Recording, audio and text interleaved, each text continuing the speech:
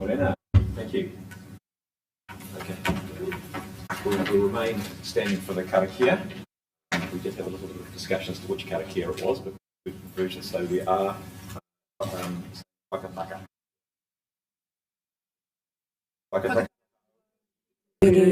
Whakataka te hau ki te tonga, kia mā kina kina ki uta, kia mā tara tara ki te ana, he atakura, he tio, he huka, he hauhu, he hei mauriora.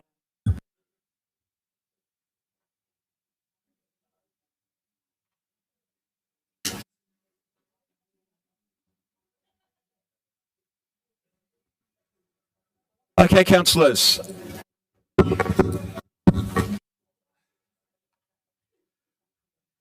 are no apologies. Correct, everybody's here, present and correct. Excellent. Announcements by the Mayor. Right. The one announcement I do need to make is in respect of what was agenda item 2.1, which of course you've already been pre-circulated. So this was a request from the Wellington Jewish community for us to adopt an international accord on anti-Semitism. That has been withdrawn at their request because obviously there was a lot of feedback around that, and obviously there needs to be a little more dialogue on this to come back with some words which hopefully people can all be happy with, both in respect of anti-Semitism, which of course we stand against, and possibly a broader context of our stand against any form of discrimination. So that has been withdrawn. Are there any conflict of interest declarations? See none. Confirmation of the minutes. I'm going to move that the minutes of the council meeting held on the 12th of December 2019, which have been circulated, taken as read and confirmed. So I will move that, seconded by, thank you, Councillor Day. If we can all vote, please.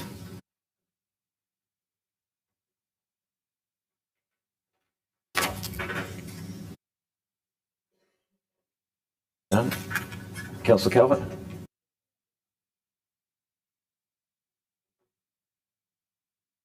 Thank you very much. Items not on the agenda. Additional item, Mayoral Task Force Three Waters. And the motion there is that the Council consider the item regarding the Mayoral Task Force Three Waters as a major item not on the agenda of the 26th of February 2020 Council meeting and debate the matter under item 2.3. So I'm going to move that, seconded by Councillor Free. Thank you. I shall put that.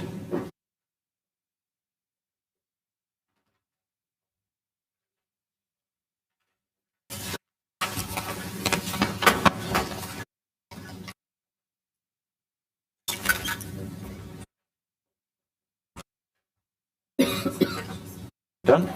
That is our vote. Yep, thank you. Right, public participation. We have two public participants. See, Maggie from Tawhiri Festival. So Maggie, you have 10 minutes, and then the Awhiro Bay Residents Association, Susan Reid. Susan, yeah, Susan, welcome. You have 10 minutes as well. If you want to leave time for any questions, then I would appreciate that, and often there are. So Meg, welcome. And the timer is going? Yeah. Yep, good, thank you.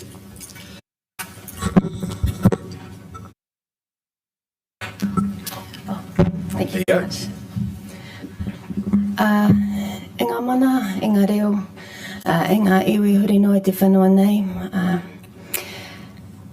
Ngā rauranga tera mā tēnā koutou katoa. Ko Meg Williams, takawangoa.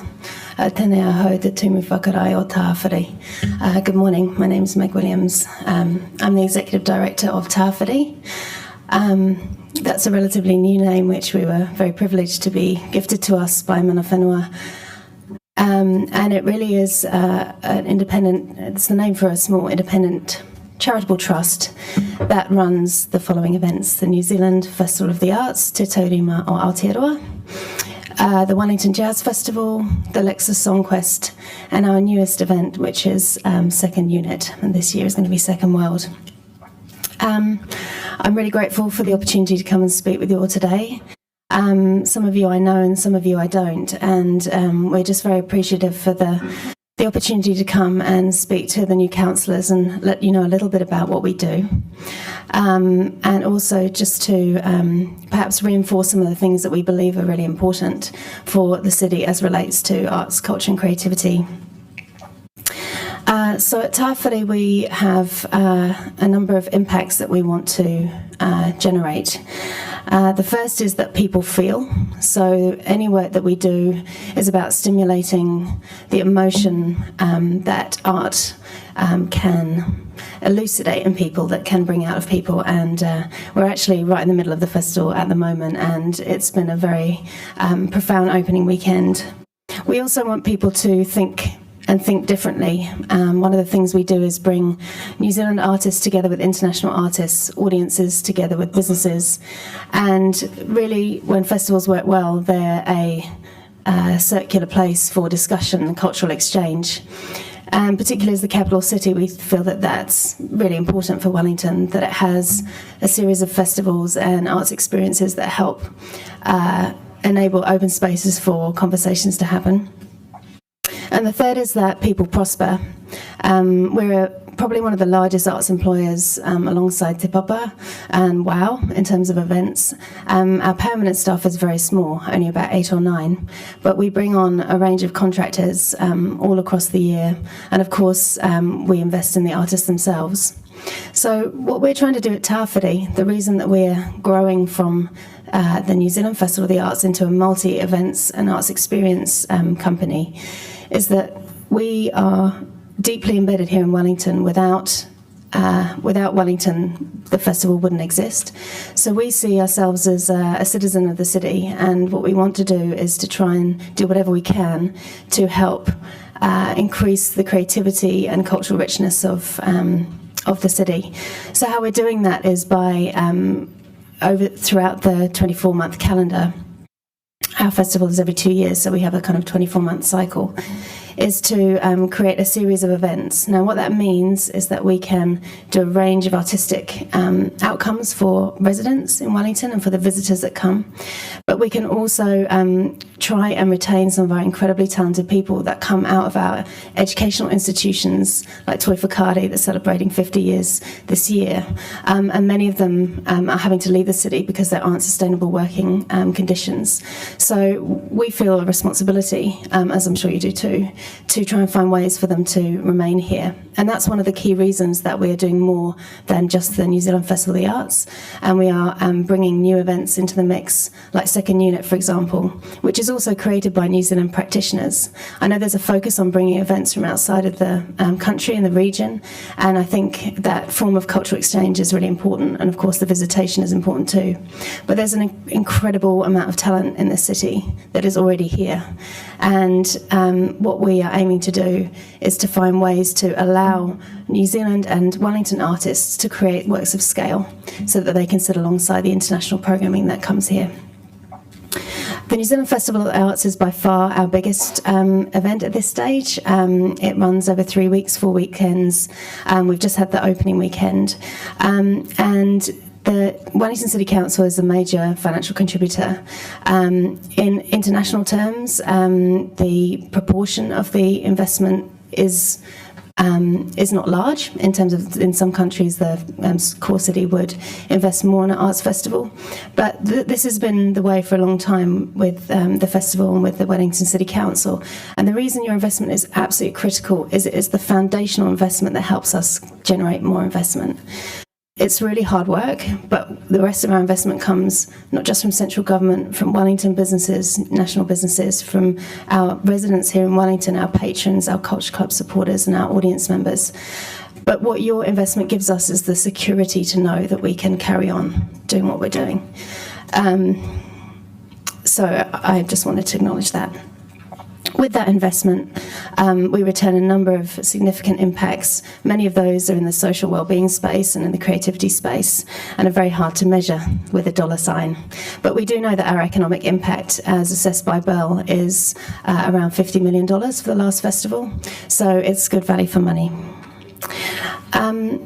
I'd like to just turn quickly to Ahotini. I just acknowledged Barbara McCarrow, who's been working on this project.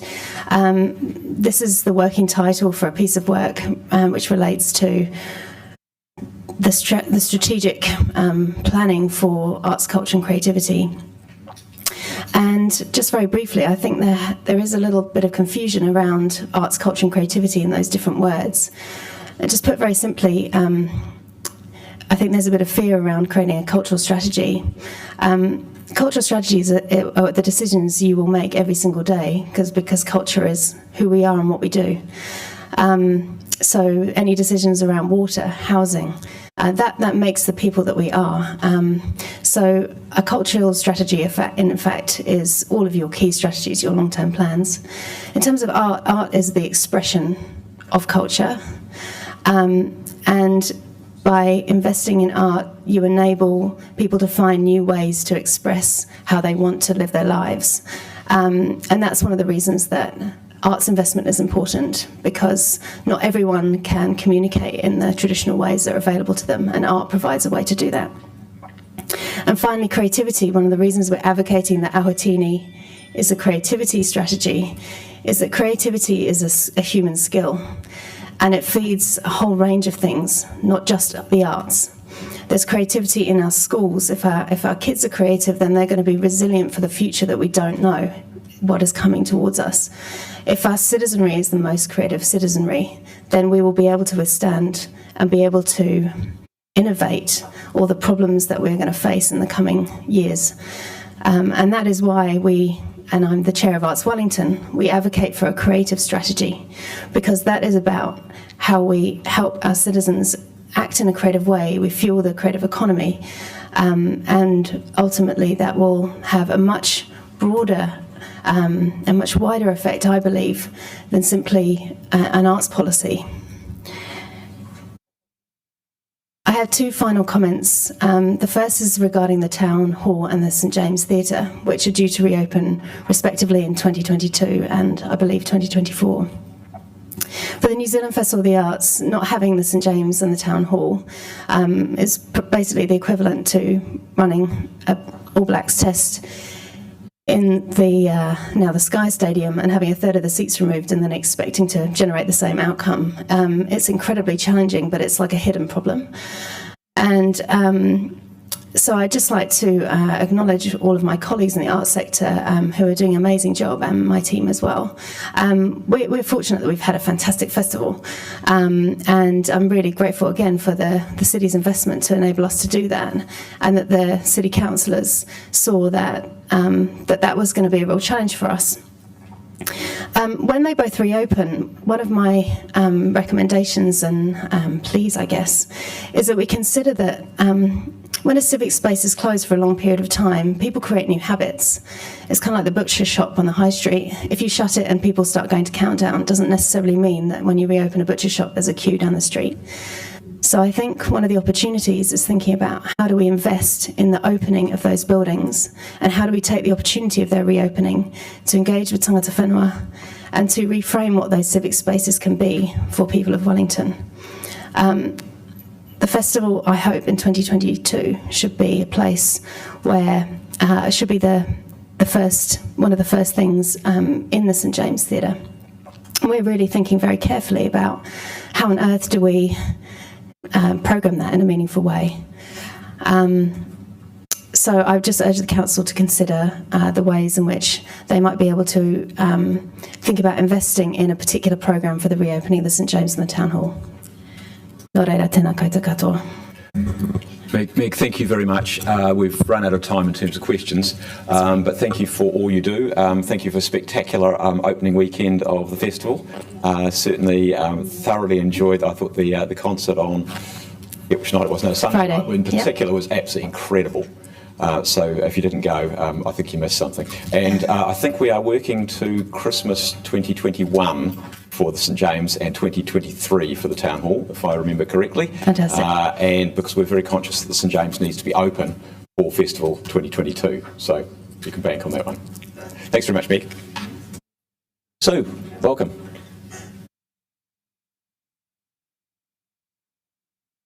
Yes.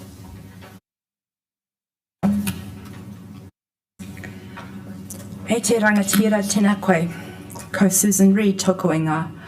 Thank you to Mayor Foster for giving me the opportunity to speak briefly to you today. Thank you also to Councillors Fleur Fitzsimmons and Laurie Foon for their ongoing support of our community. We're very grateful to them both for their accessibility and their commitment. I'd like to acknowledge Martin Payne from the Friends of Owhiro Stream and Mo Blishan, also from Owhiro Bay Residents Association, here this morning. I'm here to represent the Owhiro Bay Residents Association, who I believe can rightly claim a significant role in both the notice of motion and subsequent mayoral inquiry announcements, which have come as a direct outcome of our diligence in pursuit of information. I am here as a resident of Owhiro Bay, a suburb in which stall buses and turd taxis are now a lived 6-minute reality, and we thought the days of night carts were long gone. I also speak as an office worker in the Willis Street block between Gusney Street and Dixon Street. My whole life, it seems, has turned to shit. Excuse me. In principle, the Residents Association is in favour of a strategic focus on the three waters issues facing our city. We believe the scope of the issues across the city, the crisis of communication, and the paucity of information available to the public demand a response. We had just finished a committee meeting when the paper under discussion was tabled, so we've only had a limited opportunity to read the document, and we've had to do that as individuals rather than a group. We have, however, identified some key issues for rectification in the proposal before we could consider supporting the task force. The principal issue we have with the task force as detailed is the complete absence of community representation. Page 7 of the Mayoral Task Force Three Waters lists those who will be on the Mayoral Task Force. We respectfully acknowledge the inclusion of 2 iwi mana whenua representatives, but you will forgive us our cynicism when we note that beyond this, the task force is entirely compromised of the very people who have gotten us into this current situation. We cannot and will not support or endorse this task force without community representation, and it is naive to imagine that we would.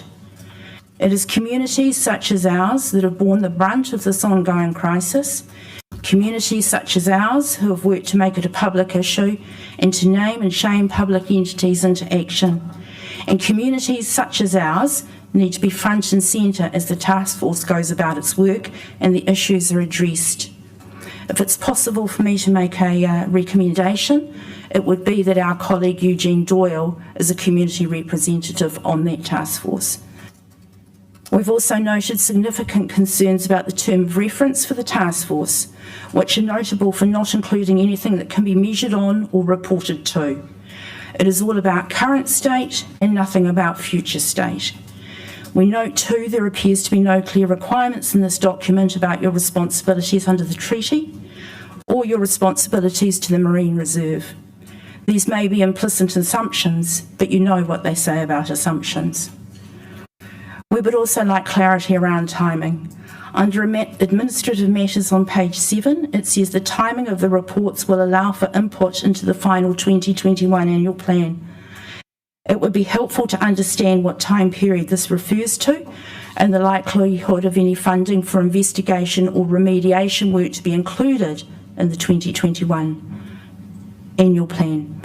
In the absence of community representation, without detailed terms of reference and without a clear funding timeline, we are inclined to believe this task force is intended to simply give the appearance of action without any possibility of the real issues being addressed. When our colleague Eugene spoke with Wellington Water this week, he identified 5 immediate pieces of action we wanted to see in the pollution and degradation in Owhiro Bay, and these are relevant to what we think the task force should be looking at. Monitoring where the community most want it, data sharing to ensure transparency, a new model of community cooperation, detailed investigations to establish the true sources of contamination, immediate work program to fix the fixable. In the medium and longer term, we want a plan for the long-term health of our bay and our community, and clearly more broadly the city as a whole. These are the kind of tangible remediations we want to see result from the task force. We need our people there to make sure it happens. We need terms of reference that will deliver results, and we need a funding timetable that indicates how it will be delivered. The document under discussion this morning, in our view, contains none of these things. I leave you with the thought that the fundamental basis of any asset management plan is understanding what the community wants. You are planning a review that makes no attempt to make that connection. A lack of good connections, in our opinion, seems to define this water system. Kia ora. Thanks, Sue. I'm going to ask a question first, and then I've got Councillors Fitzsimons, Calvert and Rush, if we have time. Just quickly, in response to a couple of things you said, those things are all implicit, and we will actually be doing all of the things that you suggested there. I think there will be a discussion about the nature of the representation on the task force. But you asked about the time frame. The time frame, the definite intent is that we will get some feedback which will allow us to put money into this year's annual plan. That is to be signed off on the 25th of June. So, and then there will obviously be longer term LTP implications. Councillor Fitzsimons. Kia ora, Sue, and thank you to your Residents Association for the diligent efforts that you've made to bring this to our attention and to get action. You've suggested Eugene Doyle should be a community representative on the task force. I just wonder if you can comment specifically, because I'm concerned that some people might be worried that he doesn't have specific expertise, but I wonder if you could comment on the particular expertise that, in your view, Eugene would bring to the task force. Look, I think the missing piece in all of this is, as I said, the community engagement. And one of the, amongst the many wonderful things that Eugene has done for the Owhiro Bay Residents Association is he has shown ability to distill and titrate really complex information. I mean, clearly he's not a water engineer, but what he has been able to do is bring that community along with him by communicating to us, sharing with us, attending meetings, and in fairness to holding people's feet to the fire and holding them to account.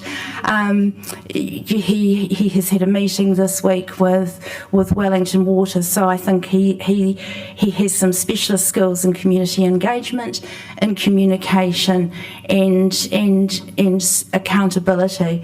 And I think those are things that we as a community don't see in this plan, with all due respect, Your Worship, without that specific community engagement that we would be seeking.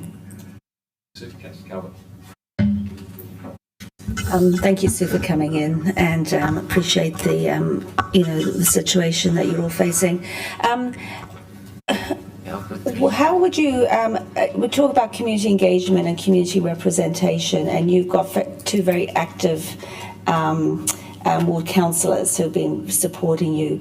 I mean, would you see if, and they're effectively our representation of, elected representation, how would you view, say, their being part of the task force as opposed to a specific person from the community? I'm just wondering whether you've got a view on that. Yeah, I do. And can I make it clear that this is my personal view at this point? Look, I think the three agencies involved in this, you're at real risk of having that sort of fortress mentality. And the very worst thing you can do in this circumstance is to build a big wall around yourselves. I think you're misreading the mood in Wellington. The mood is for you to get this sorted for us. We understand that there will be a cost. But to try and shut us out and have us having to, we've got a list at the moment of official information requests that we've gotten to agents because we can't get information from you.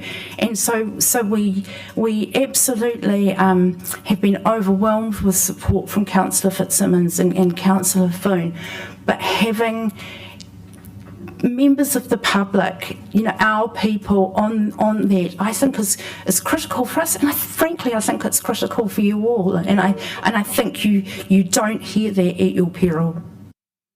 Councillor Rush. Thanks very much. A couple of things. So I'm a new councillor and a portfolio lead. Councillor Rush. Sorry. Oh, my apologies. Portfolio lead for Three Waters, so I don't have any history. I don't have any allegiance to Wellington Water, nor to my fellow councillors who may have had some sort of involvement in where we've got to. Can you just answer to me why you would think I'm compromised? Why I think you're compromised? I don't think the councillors per se are compromised. I think the plan is compromised because it seems to me to have been written, Councillor Rush, with a very specific outcome in mind. I mean, I don't work in local government or public service, but I recognise a document that has been written with I think, an outcome in mind. And again, I would push back and say that we find ourselves in the situation we are currently in with water across Wellington as a result of the three agencies that are responsible for the management, the funding, the compliance, all those elements. So this is not about the individuals, this is about those organisations who have responsibility for that service that you provide to your Wellington community. Okay, so I'm sorry, I misunderstood that, so thank you. Just the other point is that, are you aware that I have also been in touch with Eugene and visited and proposed a possible mechanism by which we can start looking at a fairer stream, and that's currently being discussed with Wellington Water, who have accepted that recommendation. We're going through the right channels at the moment to hopefully get some budget for that. And which will actually, start having a look. And, some recommendations were made to the Greater Wellington Regional Council in 2017, a report by Aquinet, which would have actually addressed all the issues on a fairer stream. So I'm trying to get to the bottom as to why that never has not been actioned. But does that give you a little bit more comfort that the sort of council is actively listening to your community? Look, I'm aware. I monitor the Awhiroi Bay Residents Association email address, so I'm very aware that the association and Eugene himself have emails from your good self, from Darren Ponter, from the Chief Executive of Wellington Water, from a great number of people with capacity and influence in this space, and I guess that speaks very much to my view the reason that Eugene should be a representative on this group, because he's so well engaged and involved with all these organisations. Sue, thank you very much, and we will endeavour to give you every confidence, whatever structure we set up, that we are after an outcome, and the outcome is very, very clear. We want to have a three-water system that is operative, that is robust, that is doing the job we want it to do, and that people can have confidence in. So that's our endeavour. Thank you. Thank you. Thanks, Sue. Okay, councillors, that takes us to report 2.2, the Triennial Agreement, so I'm going to move that. Now, it has been slightly amended to pick up the issue. Well, I think we're moving it as part of the substantive because it's been accepted. Yeah. Okay. So if you want to second it, you're very welcome to do that. Yep. Okay.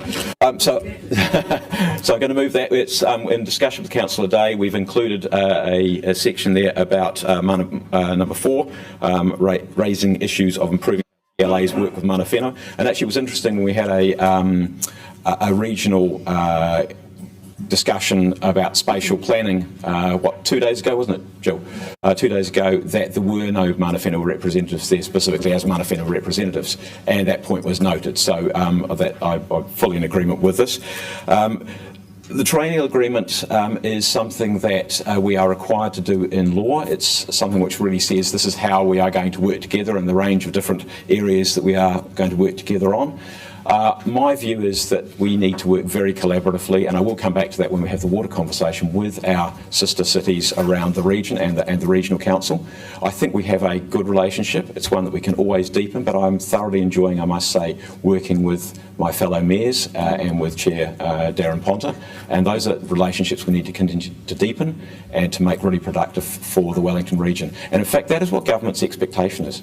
It's their expectation in respect of water, it's their expectation in respect of spatial planning, it's their expectation in respect of transport. We will have disagreements with each other, but this is about how we manage those. It's sort of a backstop kind of document. The truth of the matter is that the Triennial Agreement, you only refer to agreements like this when you've actually something's going wrong, and our intention is that things do not go wrong. So probably this will end up sitting on the shelf saying, we've done that, tick, now let's get on and do the job working together. Having said that, we've got to do it, so I'm going to move it, and look forward. Councillor Day, you want to second? Morena koutou. I'm very happy to second this. I do understand that this is very much a process that we have to go through, and I sort of looked at it, and when you start to look at all the projects we're working on, and then when I thought about how mana whenua are approached for every project to be involved, and I'm always very keen to be involved, it did start to make me realise how much mahi they are being pulled into. And as the Mayor said on Monday, they weren't at the workshop, and when I spoke to officers, there had been every effort to have them there and to engage with mana whenua, and really I think the feedback is about capacity. And I think what happens is we as individual territorial authorities spend a lot of time working with mana whenua in our own capacity and what we're doing, and we don't necessarily have an idea of what other authorities are doing in the bigger picture. So I'm really pleased that the Mayor has agreed to raise this with the regional mayors and Darren Ponta from the Regional Council, because I think we need to actually have a conversation about how we build capacity with mana whenua and make their participation in this as useful as it can be for them as well as us. And I think it's really important to acknowledge that actually the Regional Council have been doing an excellent job with engaging with mana whenua for quite a long time through Aratahi. And I had a chat with Darren Ponta, and he is also quite keen to work out how we can use that as a possible mechanism to be able to have these conversations. Because I think the thing we are constantly hearing when we speak with mana whenua is that they are really keen to be involved. All of these projects have huge impact for mana whenua, and they have a lot to offer as we're hearing through Wellington Water, and I can speak to that later, but I think it's just really important to actually take a step back, bird's eye view, and look at that. And the thing that I want to also reiterate is that I see and hear that our officers are genuinely keen to engage with mana whenua, and often the issue is actually how does that happen, how do we do it? So I think this collaboration is really important, and the Mayor has agreed that he will report back to Council and let us know how those conversations are going. And it does need to be a conversation with mana whenua but also with the other authorities. So thank you. Councillor Pennant. Thank you, and just briefly, for the work that's been done on this. I did make a comment to you that it does, though, however, look like every other agreement that's ever been passed, and to be honest, I would have worded it differently this time. I think there are some urgent issues which actually need focused attention, and I prefer that this agreement wasn't put on the shelf, actually that it was used to encourage cooperation on numerous regional issues. Housing, water is an omission. I think even though all the TAs aren't involved in Wellington Water, it should have been put on there. Waste, transport. And it would be good to actually have used this as an opportunity to show regional leadership and saying, look, this is actually what we're intending to do. But look, I'm not going to vote against it for that reason. Look, it's too late now. I hadn't seen a draft before the papers were presented to us. All I ask, though, is that waste is added to the issues that are being considered. That is factually correct. All 9 councils in the region are working on waste issues. So I hope that because there are some very big issues in that space, and so it would be good to see that not only the wonderful representatives on the Regional Waste Governance Group are doing, but also what the region is doing to support that work. I am, just in terms of the water, I don't really see that it's impossible to add it on, even though not everyone's involved. It could have that noting on it, but if it's going to be problematic, that's fine. I just think that was a missed opportunity. Kia ora.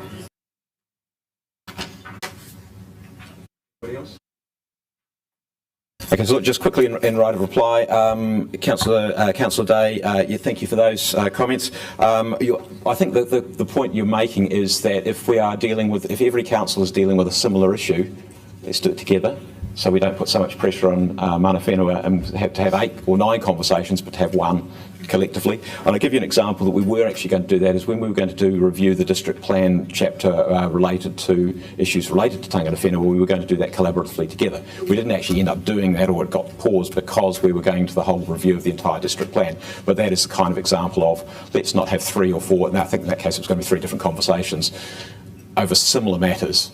Let's get something that's joined up together. So I completely agree with that.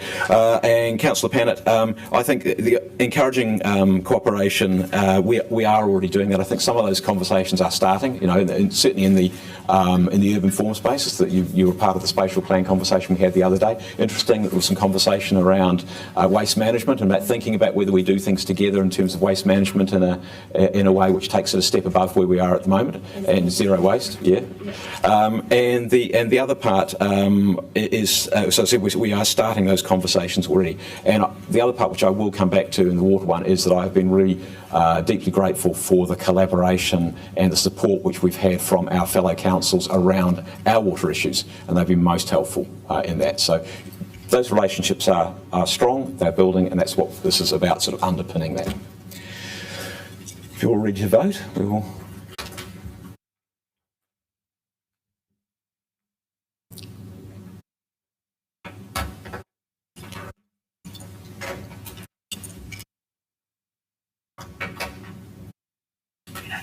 Unanimous, thank you. Okay, councillors. Councillors, we'll now move to the report 2.3, which is the mayoral task force on 3 waters. What I'm going to do is I'm going to move it. I'm going to have it seconded, and then I think Barbara, you wanted to give us some advice. Point of order, I'd like to move a suspension of standing orders. Thank you. Is it a point of order or a... No, it's not a point of order, so just wait until I've introduced the paper, and then I think you do at that point here. I have to move it before you move it. No, I don't think so, do you, for that? We'll just check. I'll just take some advice. So in terms of timing? You do that. It's a separate motion. Yeah. She has to before the item is introduced. Before the item's introduced. Yeah. Okay, yep. Councillor Condi, I've been taken advice. If you would like to move that now, yes. and then I will introduce the paper. Thank you. All right, so just because this is a late paper and there are significant amendments coming that haven't been widely circulated, I'm proposing that we suspend the speaker time limits. So I'm moving that we suspend standing orders so that we can have more time to debate during this conversation. You cite the standing order? Cite the standing order 2.1.3. Hang on, we will just check that. You are seconding that? Okay, right, okay, thank you. We'll just check. So that's the one about speaking time limits. Time limits. Yeah. So that's that's the one, and then go to time limits.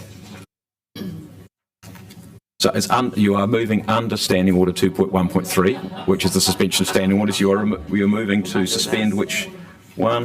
No, I don't want to go more than once because those 2 separate standing orders. You have a debate about those then. Yeah. You could do both, but you might not get support for both. Speaking more than once. Okay. So 3.10.6 and 3.10.7. So that's 3.10.6 is the 3-minute time limit. 3.10.7 is being able to speak more than once because we've got, like I say, there's complicated amendments coming. I think it would be useful that people don't have to stick to the 3 minutes, and then we can actually have further debate if we need to as we go on as a group. Okay. Thank you. So it's moved. It's seconded by Councillor Matthews. We don't usually have debate on suspension standing orders. Only 75%. Okay, right. So we don't usually have debate on those, so thank you for introducing it very clearly. I'm going to take those separately because one I'm comfortable with, the other I'm not so comfortable with. I think we could make this a mountain out of not a molehill, but we could make it bigger than it needs to be in some cases. So we will put the motions. Now, they do need to be 75% majorities to suspend them. So is everybody clear? So voting to be set up now. Okay, so Cyrus is just setting up the voting. So the two that we have, suspension, yes. The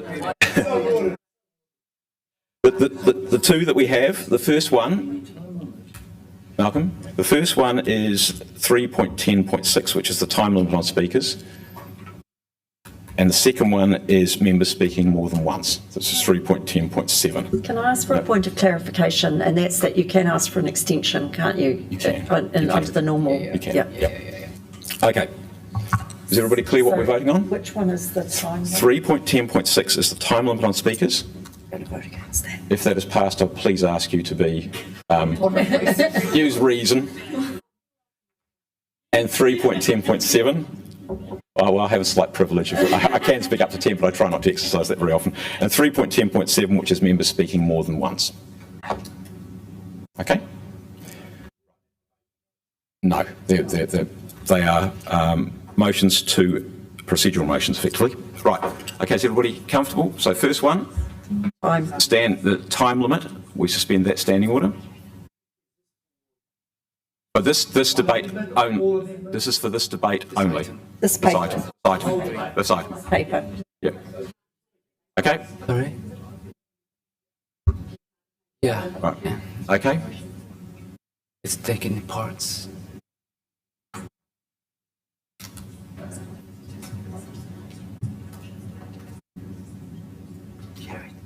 Doesn't pass. And the second one. It's 75%, sir. Yeah, it doesn't pass. And the second one.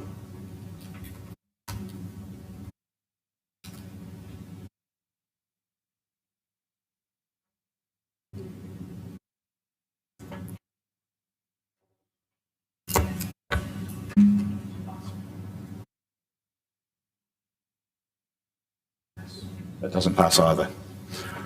Okay. Sorry, Councillor Condi. So I will introduce the paper, but at least we did it around the right way.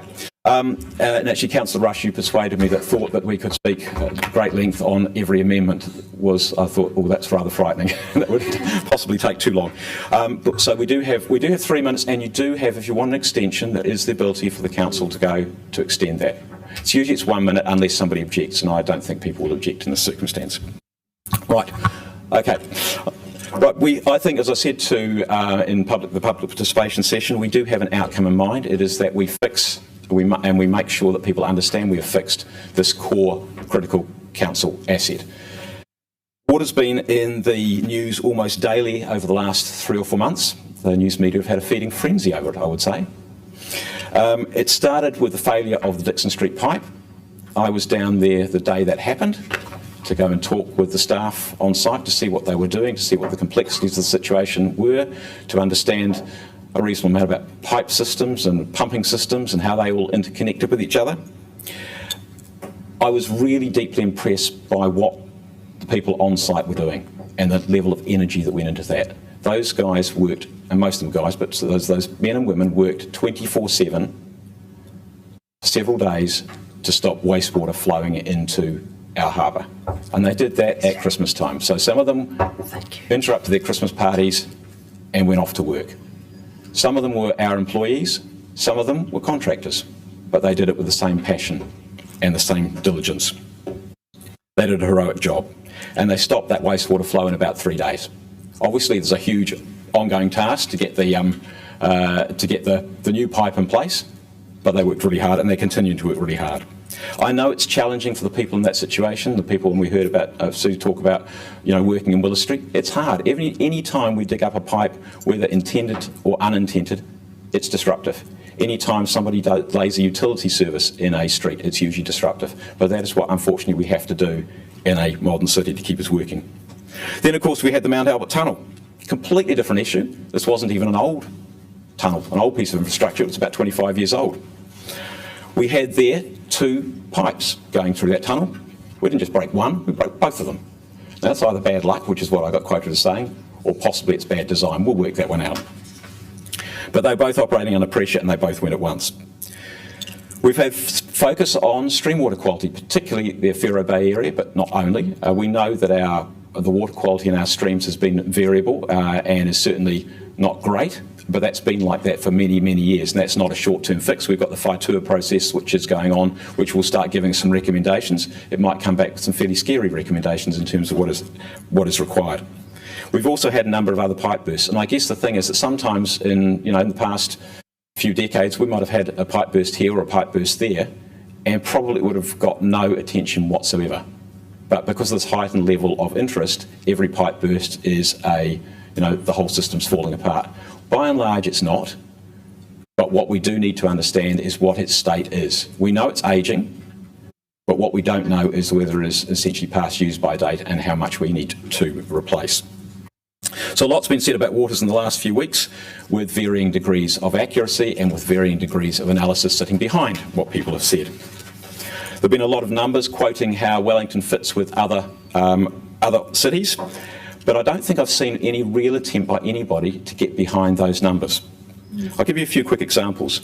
Our capital expenditure does not include the bulk water costs that we pay to Greater Wellington Regional Council.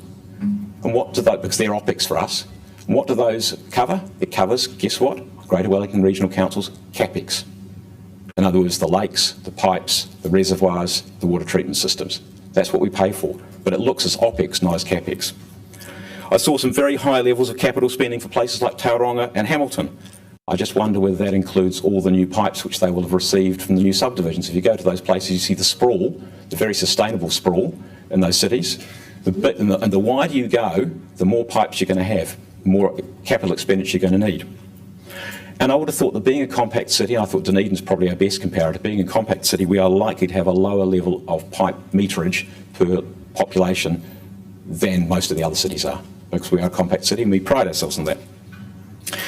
But if you look back before those 5 years, those 3 or 4 months, over many, many years, you don't see many papers on water, and you don't see much written in the papers on water, because there was really no major issue that was whacking us in the face. There were ongoing issues of water quality and streams, etc., but that weren't the same scale of major issues. Now it is clearly a major issue. And I'm not sure, somebody will correct me if I'm wrong, but I don't recall it being a great issue that people raised during the recent election campaign. There might have been a little bit, but I don't think it was a major. And it was a lot about tunnels and transport. Papers that I could find when I look back were mostly about resilience, about how much we'd invest in Aomororo, for example, and about augmenting the Moa Point treatment plant, whether we would go into UV treatment and those sort of things. But what is absolutely clear is that we all need, and that is us around this table, and the public need a greater understanding of the state of the asset that we own, that is managed by Wellington Water on our behalf. And it's only when we do that that we know how much resource we've got to put in there. Now, I think some people would like us to make a panic-stricken response and say, right, let's throw hundreds of millions of dollars at it, but we need to make sure that we actually do this responsibly and we know how much resource we need to put in. Now, I'm expecting that we will put some resource into this year's annual plan, probably to help us understand the state of the assets so that we can then, in the long-term plan, make the decisions in terms of the capital program that we need to make. There are lots of questions. Many of us have already started asking those questions, and we will continue to ask those questions. And there are lots more to come. That's why we are moving quickly with this mayoral task force. It's to respond to those heightened concerns about the Waters Network. And I think that's also what lay behind the notice of motion as well. And that's why I think, in effect, this is conflating the two of those. As Mayor, I can establish a task force or a committee at any stage, but we thought, and that was in discussion with Barbara and also I think discussion around the table, we thought it was better to bring the two together and say, look, we all want the same thing, which is to get on with understanding the state of our network and to get on with getting it fixed and to get on with restoring public confidence. That's what the public expect of us, expects of me as Mayor, and expects of us as councillors, as the city leaders, to do.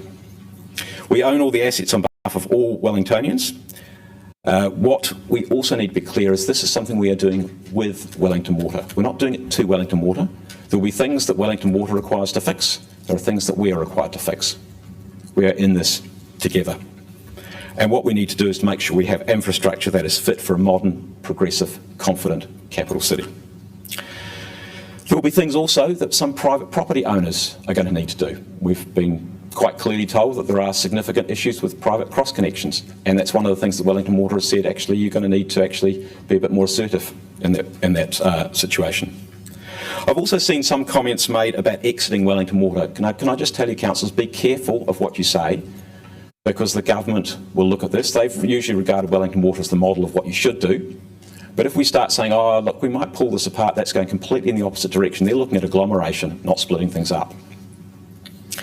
Wellington Water, of course, it took a long time to put together. It's now owned by 6 councils, and that's why we need to do this in collaboration with our regional partners too. And that's why the membership includes both Wellington Water and also includes the chair of the, or a representative of the Wellington Water Committee, which of course we are part of. because we share, the water model basically is set up because we share a lot of those assets together. We share waste water systems, we share pipe systems, and we share the bulk system. Now, finally, just the task force terms of reference, I think, cover largely what is needed. I know we heard what we heard in public participation, but every single one of those things are things which I would 100% expect that we would be reporting back on. Task force needs to interview a range of people. It needs to interview management, it needs to interview engineers, it needs to interview some of the staff on the ground, some of the people who have been doing work in these areas for 30, 40 years. We need their expertise. It needs to interview, whether that is within the committee or not, within the task force or not within the task force. It needs the input of residents and of businesses as well. It needs essentially the customers, the people who've had interface with Wellington Water and with us. It also needs expert advice, and Barbara, there is a slight tweak there, which is about independent experts, and they will be answerable to the task force. And finally, we need to own this. We need councillors to be asking questions. We all ask questions. That's our job, to ask questions. And we need people, in my view, who are the right portfolio leaders and the people who are also going to ask questions. And I think when I look at the names or the people who are on there are some others who could put on there who would ask questions too. We need to be asking questions because that's how we get to the bottom of things. We need mana whenua, and Jill is going to be to help with that. We need regional collaboration.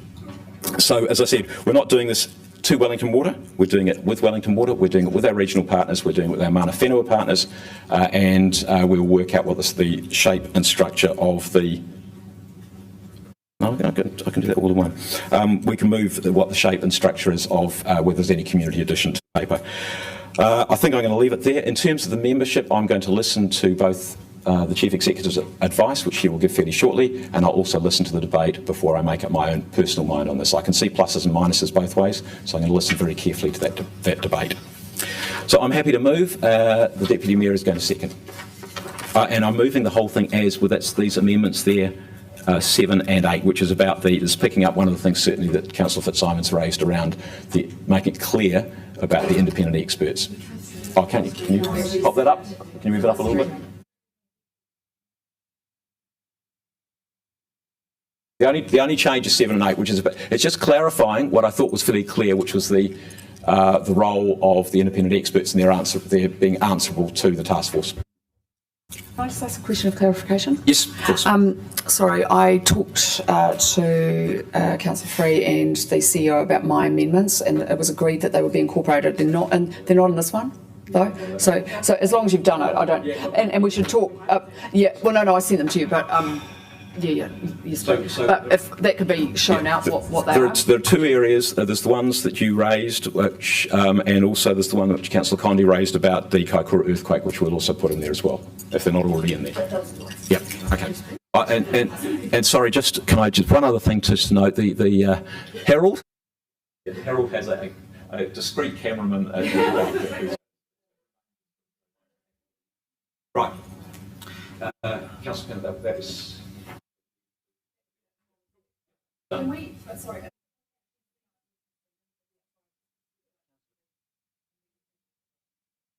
That's what I got from Councillor Panic. Yeah. Is that what you wanted?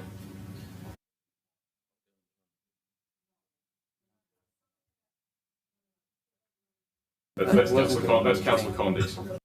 As long as the Kaikoura one's in, I'm good. I don't need any of that. The other stuff.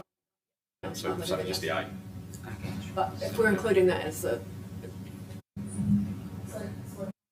Councillor Panic, can you just clarify what yours were? Sorry, I just wanted to, just because we have a 3-water system, not a 2-water system, I wanted to put... Stormwater and climate change. Yep, and there I want explicit mention of climate change and earthquakes being the 2 big threats. And also, which might be more contentious, but officers agreed with it, was just noting the Council's commitment over many years to strong regional collaboration. And this is obviously, Wellington Water is a regional entity, it's not just ours. So, colleagues, I'm very happy to accept all of those, and I thought we had done that with officer advice, and that's what I'm moving. So, people are happy that they are incorporated. Yeah, we'll find some. We'll make sure they're in there. Okay. All right. Okay. I'd like to see the language, please. Okay, I will put it on the screen now.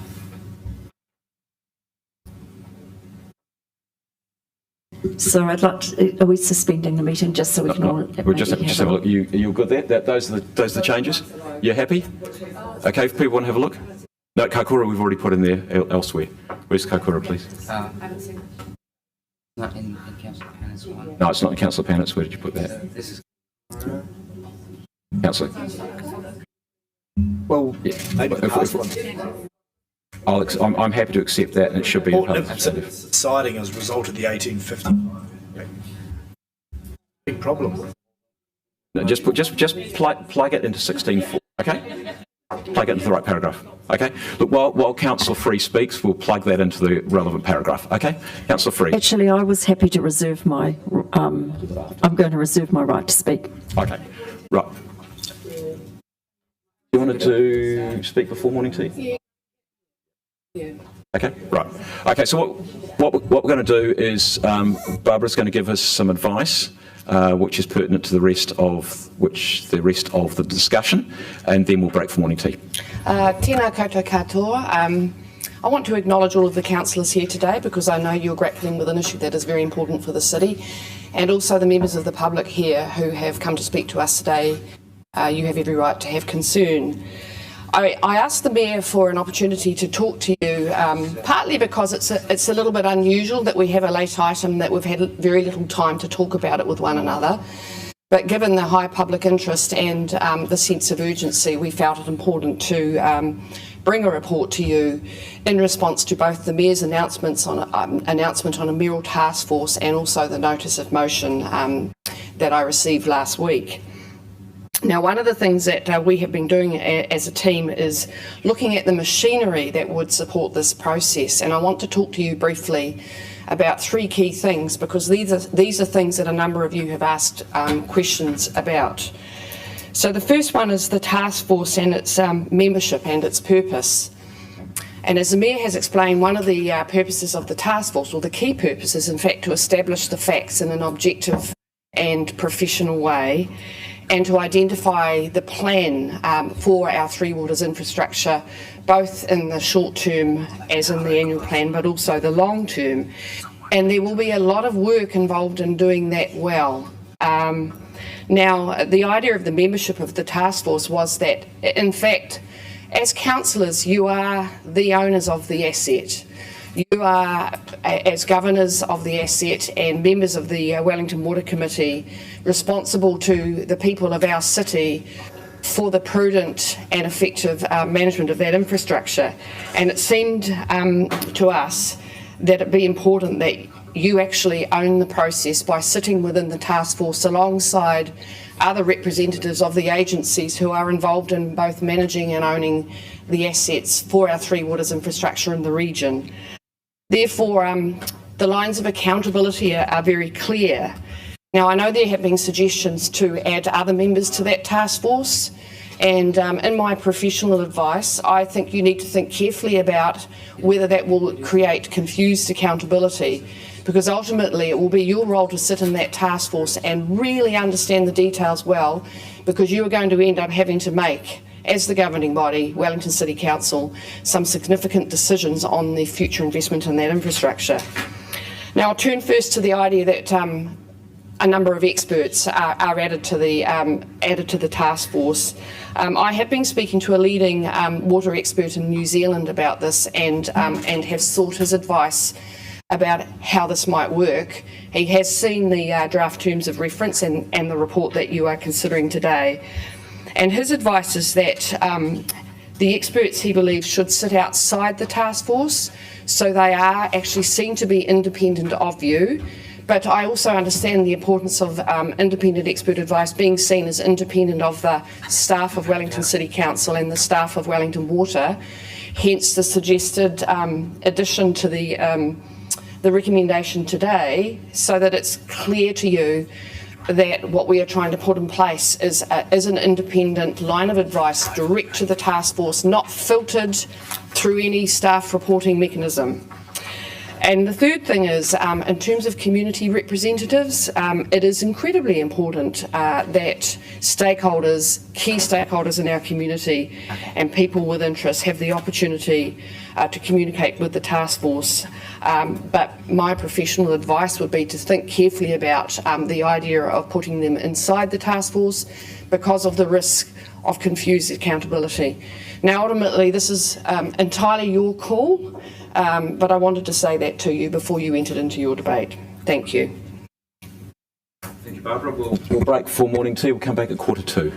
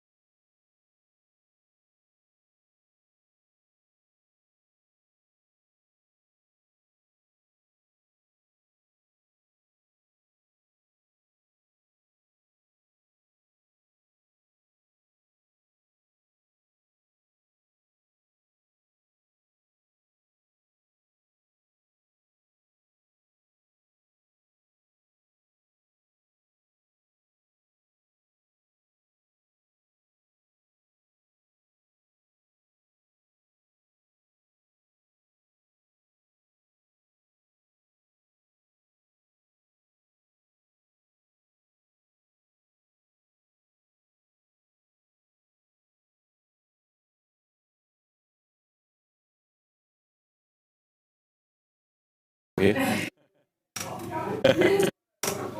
So look, just before we start and take the first speakers, if there are any, because I haven't got anybody on the list yet. Yeah, there will be. I think it'd be sensible to deal with that first. Yeah.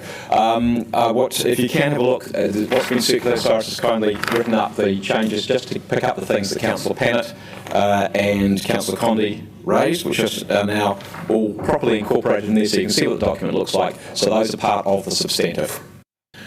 Okay, who's up first? Councillor Fitzsimons. Now, do I have anybody else on the speaking list too? Okay, second, yeah, well, because bearing in mind we'll then be speaking to an amendment rather than... Yep, okay, right, okay, well, you can go and jump on whenever. Right. This is your substantive. This is your one go. Yep, and we will undoubtedly give you that extra minute, unless depending on what you say. Okay, where you go. Thank you. All right, I'm moving this amendment, and I just want to start by apologising to my councillor colleagues that this hasn't been circulated earlier. We were working late into the night with the Chief Executive and the Mayor to try and sort of see if we can work a way through that kind of everyone is happy with and everyone can support. We didn't quite get there, probably just due to the timeframes, and I'm optimistic that we'll be able to get some support for this amendment. I also just wanted to say that I'm really pleased to see this task force appear on our agenda so quickly, and I know that meant officers were working over the weekend to draft it up, and I'm broadly happy with the translation of the notice of motion into the task force. So I'm also very happy to see that the task force talks about the purpose is to conduct an inquiry, because that's what our notice of motion asked for. Councillor Day and I did take the unusual step of putting forward a notice of motion because our confidence and the confidence of the communities we represent in Wellington's water infrastructure was really shaken, and we considered that an inquiry was the most likely thing to get to the bottom of the problems, the solutions, and to find a way forward. I was surprised when I saw the paper just to see the inquiry simply include councillors, Wellington water representatives, and of course, importantly, our Treaty of Waitangi partners.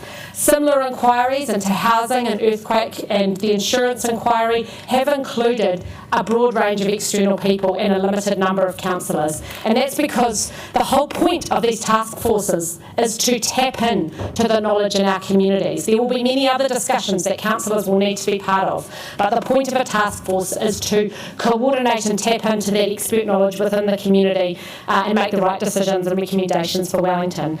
And we really want to see the rigour and integrity that community representatives, business representatives and external experts can bring to this task force. And as I say, it's completely consistent with the approach taken to the housing, insurance and earthquake task force in the past. And our concern is that the reality is without the business, community and independent experts right there on the task force, we risk making the same mistakes of the past. I want subject matter experts directly reporting to our task force, helping us step up and get to the bottom of what is going on with Wellington's water infrastructure. I now want to turn to the particular suggestions of the community representatives. We've suggested Eugene Doyle and Andrea Skews, with the addition of possibly 2 more community representatives appointed by the Mayor in consultation with the Lambton Ward councillors and portfolio leaders, and that was deliberate because of some of the particular issues happening in that ward. But look, we're open to how that is resolved. I really just want to see community representatives front and part of the task force. And look, I want to ask for support for this. I know that I don't have all the answers. I don't expect anyone around this table. Councillor, I'll give you the extra minute. Thank you. But I'm concerned that we didn't have the right balance of councillors, community and independent expertise.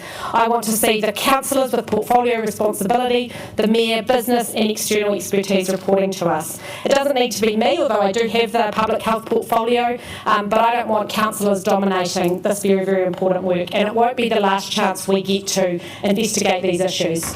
I just wanted to briefly also comment on the importance of including investigation into the contractor model, because the Havelock North Water Inquiry showed that the contractor model means that the institutional memory of the organisations responsible for water infrastructure is lost and is compromised. And I want the diligence and care that comes from having important work like civil engineering being done in-house. And I'll leave the very important Te Tiriti o Waitangi aspect for Councillor Day to comment on.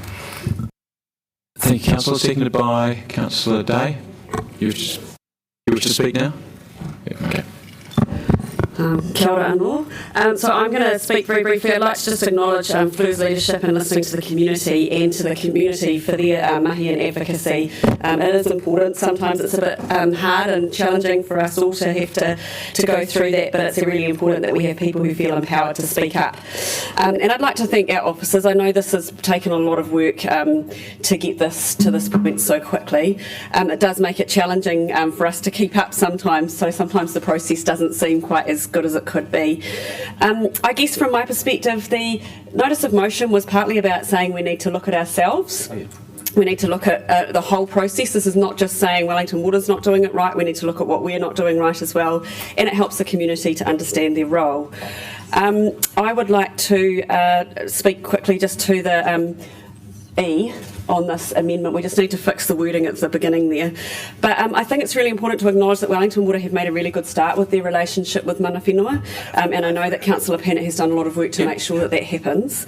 But I think we can always improve, and so from my perspective, I'd like to know where that is now and where it could go, and what people, how people are feeling about it. What do mana whenua feel with this partnership at this point? And I guess it came up last week when we were having, or the week before when we were having our briefing, and I asked for mana whenua to be here, and there was some question about whether they should be here, and I felt that they should be party to the same information that we are party to. They sit on the Water Committee. They should be able to get the same information about what's going on with our infrastructure in Wellington that we get. Otherwise, they're constantly playing catch up and having to do more work in the background to try and find it out. I think it's important to understand that Te Ao Māori brings a great clarity to how we see water. We can acknowledge the life-giving significance of water, and then that means that we see our role as to be kaitiaki, not to be managers of water. Our role is to care for water and make sure that we actually treat it like the resource that it is. It is not unlimited, and we are seeing that. And I think the benefit of sharing decision-making is the diversity of thought. If the approach had been more about kaitiakitanga and guardianship rather than managing a resource, we would have been in a very different place right now. So I think it's important that we acknowledge, we are already acknowledging our relationship with mana whenua. However, we need to transition to a partnership which is about planning and decision making together. So it's getting right down to the basics of how we want to do this together. So I'm very happy to support all of these amendments. I think it's important that community has a voice, and actually the community voice is amplified through this process. And as they said, if we don't do this, we do this at our own peril, because we're being exclusive and we're making it hard for participation, which is something we try really hard to improve all the time. Councillor Day, Councillor Free.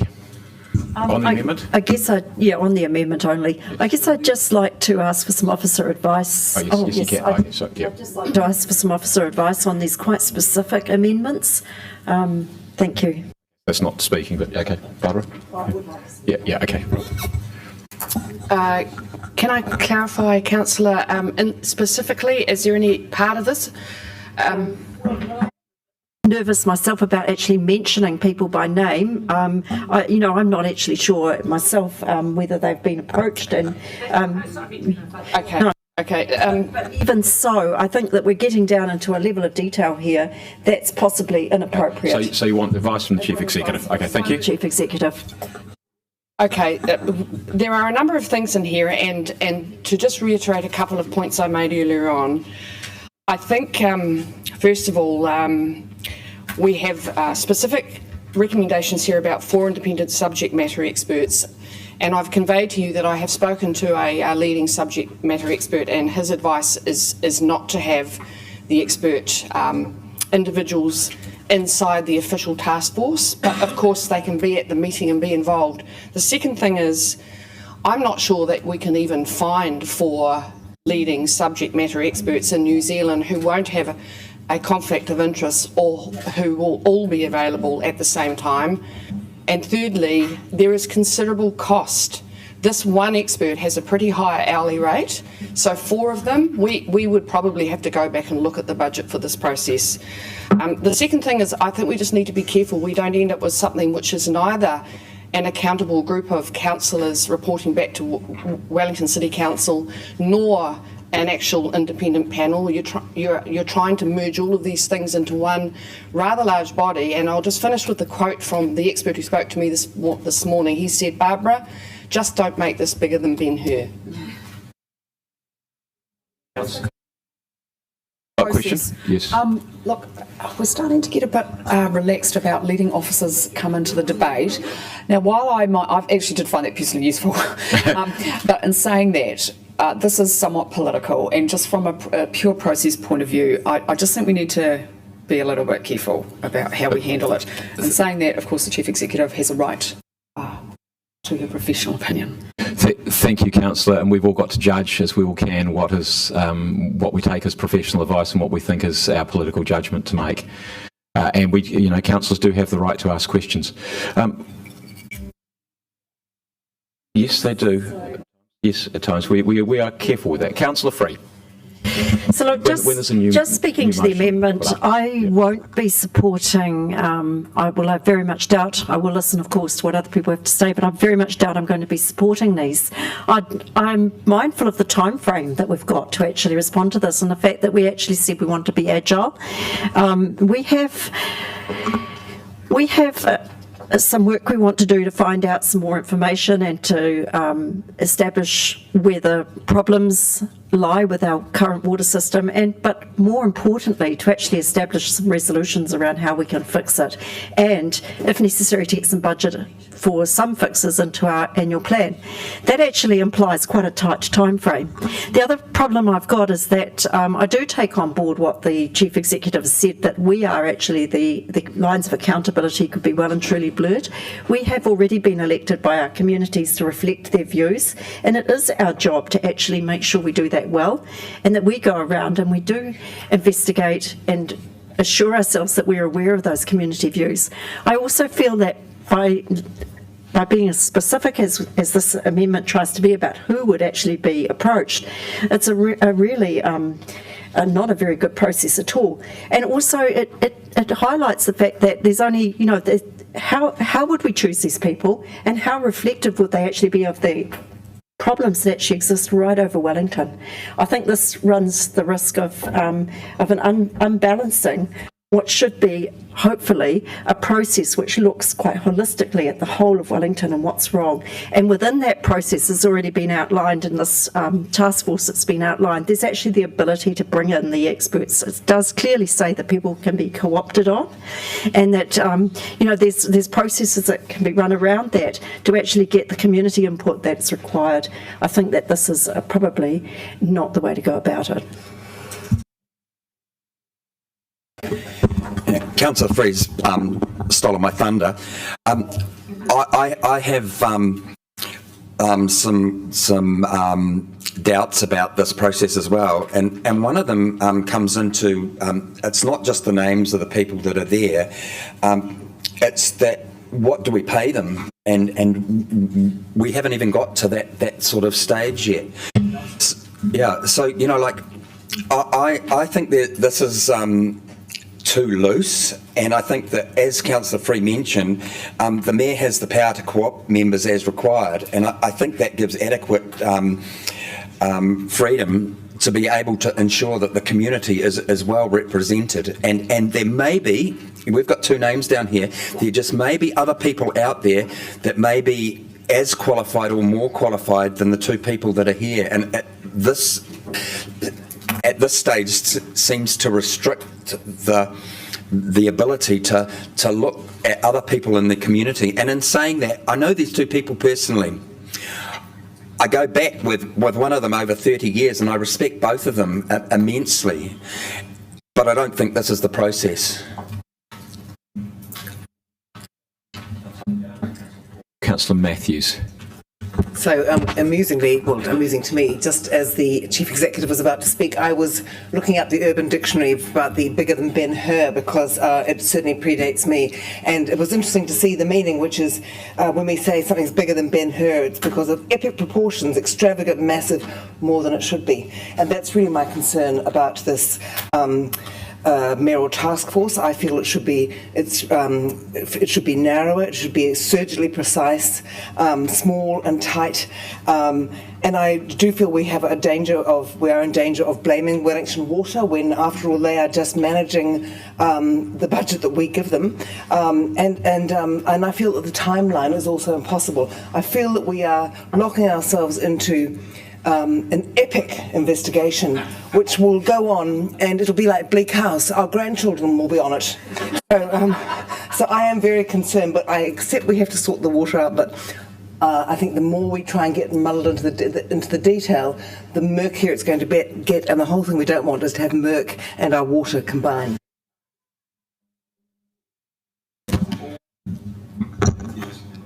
Kia ora. I just wanted to reiterate my support for, I guess, removing councillors in favour of having community representatives on there, because I think having more councillor representatives is just going to make us less able to identify where we went wrong in this whole process, because we may have made mistakes, and we need to have objective advice on how that happened. So I'm in favour of that. Internationally, models that govern water that include community representatives perform better. And I'm glad to see that Lambton Ward will be able to, hopefully if this passes, have some input into those representatives. But I do agree with Deputy Mayor Free that I don't really agree with the particular names that have been set out in here, and think that we need to actually look at the process of how those community representatives will be appointed. And I just wanted to speak briefly to Te Mana o Te Wai, which Councillor Day spoke about. And, you know, you might look at this whole edition of Mana Whenua, and you might look at the addition of community representatives as airy-fairy feel-good stuff, but actually there's a national policy statement. It is only on freshwater. I know we're dealing with the three waters right now, but it actually says that we do have to take into account under Te Hauora o Te Tangata, community representatives and Mana Whenua representatives. Otherwise, we could end up in court if we violate Te Mana o Te Wai. So it's not just about feel-good feelings. It's actually about being good governors and actually abiding by policy that has been set by a government that we are constrained to follow similarly. So I'll be supporting parts of this, but not all parts, and would urge that we can de-emphasise councillors' roles in this so that we can actually be accountable to our people. Kia ora. Thanks, Councillor Paul. Councillor Matthews. Kia ora koutou. I just want to speak in favour of the amendment. And sort of going back, many of the issues that this task force, you know, the reason that we're having this task force is because these community members have identified and fought for us to address the issues with water in their local communities. Advocates such as these have been doing the mahi for free and at some personal cost, and I want to support them. I have no fear of involving the community in this task force, and I do want to commend the work of Andrea Skews and the Karori Residents Association for raising the issues with water quality in their community, and for advocating for greater communication with the public about public health issues. And I think it's important that their voices be at the table. And I don't share any confusion about the lines of accountability on this issue. We are everybody on that task force, including those in the original paper, but the suggestions in the amendment are accountable to Wellingtonians for delivering a functional water system. Thank you, Councillor Matthews. Councillor Rush. Where to start? Just on the amendment. Just on the amendment. So first of all, I won't be supporting this amendment. So just in terms of special interest groups, including residents associations, this has not been a result of issues with the Awhero or Karori streams. They are very long-standing issues that this council has consistently ignored, and we now need to do something about that. This task force is set up as a consequence of major faults in our network, in our pipes, all unconnected, Moa Point, Willa Street, Freshwater and Island Bay. Part of this, though, will include an analysis of why we have not acted in Happy Valley, despite having recommendations from independent experts in 2017 to do so. So we will take that up. In terms of representation, I am the democratically elected representative of Wellingtonians. It is my responsibility to be doing this, to be doing the mahi, and I've got relevant experience. I don't think there's a place on this task force for residents who have got their own focus, their own emotional attachment to a certain outcome, when this is a network-wide issue. So last night, people at Willow Street told me they want to be on this task force. Paul Eagles just sent a note saying people in Rongotai want to be on this task force. I'm a member of his own constituency. I'm going to be on it, I hope. So I have undertaken, and I have been communicating with Eugene Doyle, and I have come up with Wellington Water with a possible solution, which we tabled last week and which we're slowly working through a process. Yes, we did. And that is yet to be developed into a budget to be able to help figure out what's going on in Happy Valley and O'Farrow Bay. And we can certainly, I have got a meeting later this week with our Parks and Recs folks to talk about what's going on in Karori and whether we can put a sign up there. These are fairly simple things, and I'm surprised that no one's actually done it before, but I am doing that mahi. So as a consequence, I think the mayoral task force is an overdue one. I will approach it with the incredible rigour I approach any of these things. I will leave no stone unturned. That was the commitment I gave to the people of Willow Street last night, and I will be fastidious in terms of my communication with those stakeholders. Yes, exactly. Excellent. Thank you, Councillor Rush. Are there any other councillors who want to speak? Councillor Condi. Yep. And then Councillor Calvert. Councillor Rush. Your fastidiousness is great. Thanks, Councillor Rush. And I agree that this is fundamentally, this task force is about infrastructure and pipes and water. And so we do need to have people who are able to get into the details and dig down. And that's, I think, one of the reasons that we were interested in this amendment, trying to bring more independent subject matter experts in here. Now, this might not be the best way to do that, and I acknowledge the Chief Executive's advice, and maybe there's a better way to bring in that expertise, but it's important that it's at the table.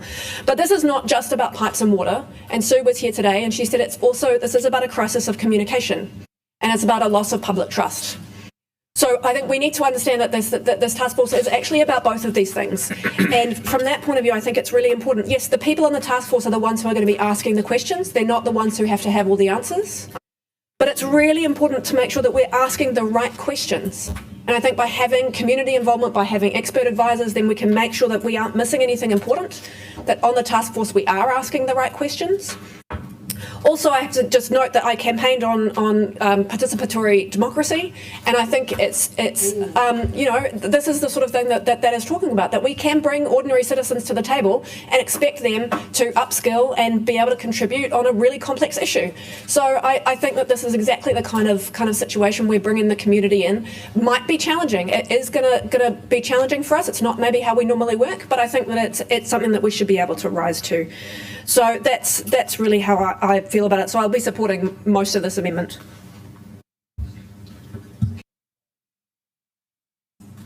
Thank you. The mover of the amendment might want to explain in a right of reply why select the chair of the Finance, Audit and Risk Subcommittee from the membership, given that's quite an important role as opposed to some of the others. So I'd appreciate that. Look, we've been elected, and the election was only last October. And we were elected by our communities, and now and I note that we want to see some community representation on this, but it's not well thought through. I have a very good relationship with Andrea Skews from the Karori Residents Association, as indeed with the whole Karori Residents Association, and worked with them quite well over the last 3 years. And in fact, a lot of the work that they've done around behind the scenes has been done by other people who are quite become subject matter experts. And I'm very concerned that this is why will we select Karori and Awhera Bay when we've heard that there are lots of other parts of our community that want a voice? And I think it's about them having a voice. So it's important this task force enables them to have a voice, enables them to be heard, and also for that information to be heard in public if they want as well, because that's the other thing, is we don't want to be a task force that just meets behind closed doors all the time. There does need a way for some of this information to be made public. But we are elected representatives, and I think that's the danger when you start putting in one or two community representatives across the city. There's issues in Tawa with flooding. Why aren't they on there? We had some major pipe bursts in Kandala. And I know with Kilburney, major issues there. So look, we need to rely that we have been elected representatives, and we need to be responsible. I said all along that we must take prime responsibility. We are accountable to the people that voted us on. If they don't think that we've done a good job, we're not going to be here in 3 years' time. But we do need to react responsibly, and we need to have agility and flexibility. And when you have such a huge task force and expecting people to contribute, we haven't even set out how much they have to contribute. I asked Andrea, I said, but she said, subject to timing and commitment, and people work. We get paid to do this. They work. How are we going to fund that? I think we need to take responsibility. We've been elected for the people of Wellington, and it's a fair representation. And this is also the Mayor's task force. So, and ultimately, it's the Mayor's responsibility to lead this going forward. Thank you.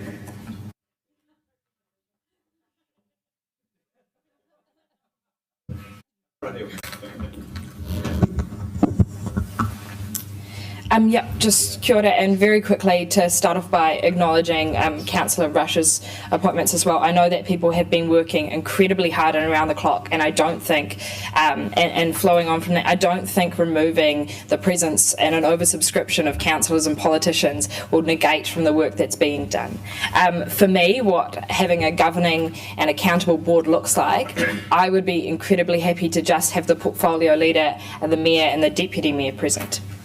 And I would much more prefer, I will be the first to admit that we can't be as well versed and expert on a topic that these particular community representatives, some of them have worked on Awhera Bay Stream for over decades, and this is an issue of expertise. This is an issue of being effective and efficient, and this will probably be one of our only chances to properly review Wellington Water. And that leads me on to my second point, which is that this should be independent as well, as independent and as fair and as transparent as possible, because when members of the public look onto a board that is inquiring into a crisis situation and all they see are the very people that potentially have contributed to this mess, then they're not going to be filled with hope. Further to people earlier, the management, the funding and the compliance should all be reviewed for this particular topic as well, and I think that we risk not doing the most effective job, or perceived to not be as effective, if the only people inquiring into this, and the people, at least on that governance decisions, I understand that we are allowed to contract and hear expert advice, but the perception from public is likely that we will be conflicting ourselves and potentially unable to properly review those historic decisions. I would like to touch on a point that was talked about earlier, which is accountability, and that is as well to these community representatives. We understand what it's like to be politicians in this space, for some of us for just a couple of months, and others that have been here for several years. But in particular, the accountability to our natural environment is something that continues to come up for me, and it's touching on a point that Jill raised earlier about kaitiakitanga, and if we were to actually follow those principles that we commit to and be accountable to our natural environment as much as we are to our own political motives, then I believe that the community representatives do really have a place there. And lastly, just to tautoko Councillor Condi's point, is that this, if we are actually living in a transparent and open and a fair democracy, and we are not to oversubscribe the amount of people on this board, that I do think that we can make this transparent, effective, and the one choice that we have is to involve public. So why not do it now and make sure that everyone feels like their voice is heard? Cheers.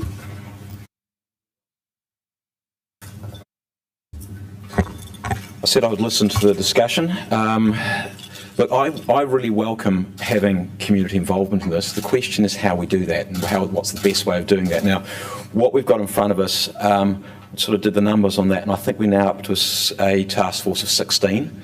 If it's up to that number, that's a very big task force. I'm worried about the practicalities of doing that, because the reality is we need to move pretty quickly, and we need to move to be able to get some input into this year's annual plan and then to next year's long-term plan. But this year's annual plan in particular is quick. I'm going to guess practically that we will be going, right, we're going to have a meeting there. Oh, 6 of you can't make that one. Right, okay, well, sorry, 6 of you are going to miss out. Then we've got another one there, and a lot of other people are going to miss out as well. So it's going to be really challenging getting a consistent body of people who are part of this conversation. And then what do you do with that when people have only heard? Well, one fundamental thing of any body that's doing hearings of any sort is you've got to be there for everything. And I know that I've been in that situation before and I've seen that, and if somebody can't be there for everything, do you know what they have to do? They have to go bye-bye. I can't participate in the decision making because I haven't heard everything. So they have to be there for everything. So I'm wondering about the practicality. And I think the number that I must say, the number that I'm seeing there is slightly higher than I anticipated at any stage in terms of the scale of that membership. But I do think it's utterly essential, regardless of whether this goes through or not, because the other bit, of course, is that if you then have people who are on the task force, how do you ask them questions of themselves? How does one set of task force members ask those members of the task force what their view is on a particular issue? That becomes very difficult, and that's not just for the community, but also for the independent subject matter experts, which is exactly what Barbara has advised us. So there's some issues about reality in terms of timeframes and in terms of the operation and practicalities, as well as whether this is the right way to do this. So 100%, whatever happens with this, 100% we need to hear from these members of the community. 100%. We must do that. The question is how we do that. I think probably on balance from what I'm hearing is that we're probably better doing that by saying, hey, can you come in and talk to us that once so you can tell us, or that twice, so you can tell us what all the issues are, you can give us your expertise, you can give us your experience. A lot of this is going to be about the way in which Wellington Ward has engaged with and communicated with people. Some of it is going to be about the stream side of things and water quality and what they've, measurements and the data that they've got there. And I agree with whoever it was that's talked about Karakia, 100% agree with that. So we're going to get that feedback, and we need to make sure that is part of our conversation and part of what we know about. In terms of the point about reviewing historic decisions, well, if there's anybody who would defend historic decisions, it's probably myself and Iona, probably because we've been here the longest. But I have no fear in going back and looking at historic decisions and saying, hey, did we get that right? Well, we made decisions at any period of time, and you will make decisions now, those of you who are new councillors, you will make decisions on the advice that you've got and the evidence that you've got now. And in 3, 4, 5, 6 years' time, you may go, yeah, if I'd known a bit more, if we'd collectively known a bit more, we might have made a slightly different decision. That, unfortunately, is life. The task of this task force is to try and get as good information as we possibly can on the state of our water asset and to make the best possible decisions we've got going forward. Now, I know that 2 of the councillors who nobody has queried are both brand new. So they should have no fears whatsoever in asking tough questions, and I know that both of you already have, and that's one of the reasons I'm both delighted that you're both there as portfolio people, but also because of the questioning approach you take.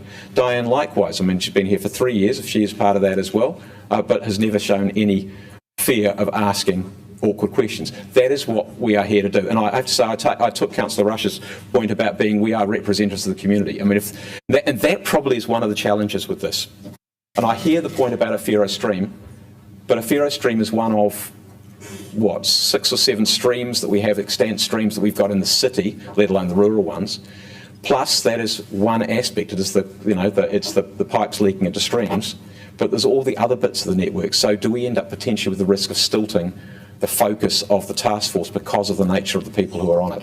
And that becomes an issue, because we are looking at, let's face it guys, we are looking at something which has got 3,000 kilometres of pipes in it. that has got, exactly right, it's got 3,000 kilometres of pipes in it. There's all the private connections to that. There are 3 wastewater treatment plants. I can't remember exactly how many reservoirs there are, but there's quite a lot of those as well. And then there's all the regional connections. To get people whose focus has been on one particular part of the network and one small part, however important it might be, risks stilting that. We need to hear from those people, but I'm wondering, having listened to the debate, whether this is the right way of doing it. I still wait to be persuaded, but I am wondering about that. I think that probably is all, excuse me, all I'm going to say. But I think from the comments that people have made, I suspect we might want to take some of these separately. So I'm going to take all of them. But I would like, and I should probably have asked this as a question of Councillor Day, and I know she's already answered it, but maybe, or spoken, or maybe you can ask Councillor Fitzsimons, excuse me, to deal with this and write a reply. Just what is it you were looking to add in 11 that is in addition to what is under F, third bullet point, which is the relationship between iwi mana whenua, Wellington City Council and Wellington Water in relation to water services issues in Wellington. Is there something you wanted to add to that? Because I'm probably very happy to support that, but I'm not quite sure what the wording is that you're actually looking for, and we have to come up with some wording. So maybe if you could do some quick jotting. I'll keep talking for just a moment. Can you, what we'll do is I'll take a pause for just a sec to allow Councillor Day to give you advice, and then you can deal with it and write a reply.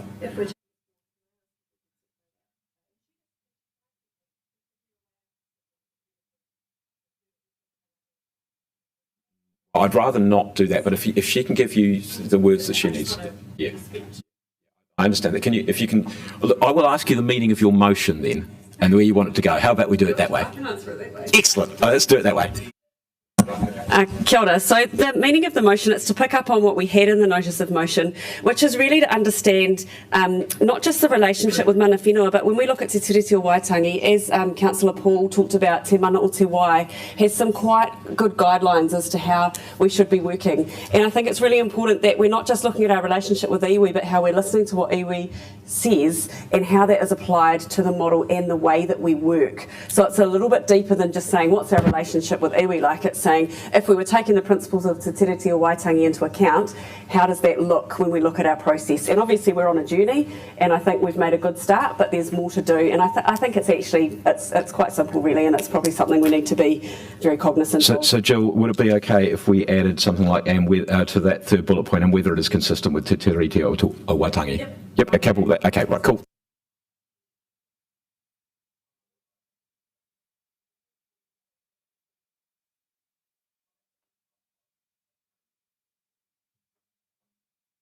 I haven't got to write a reply yet, so she has the right to speak. Yeah, yep.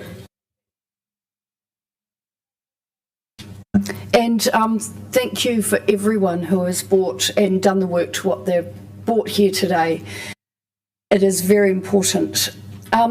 Just on, if we're going to take these separately, I just want to clarify on item B that I am in support of community representatives, but I would like to pull back and just take some time to review and choose the names. So is there any way we can take the names out of the amendment rather than voting no? And I make the suggestion, if you want to do that, you better foreshadow an amendment. Which you work out quickly how you want to do that. I'll give you a moment to do that. We'll pause for a moment. Thank you.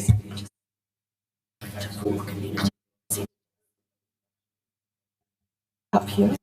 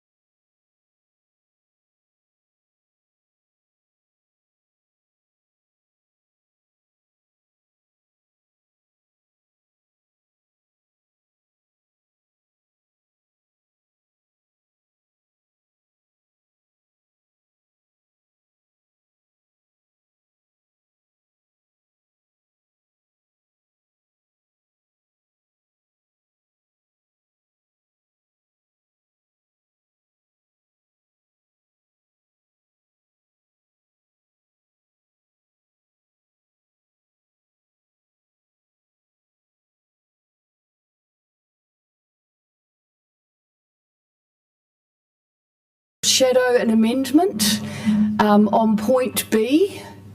Have you got it up there, Cyrus, so I can read it out? Discuss this amendment.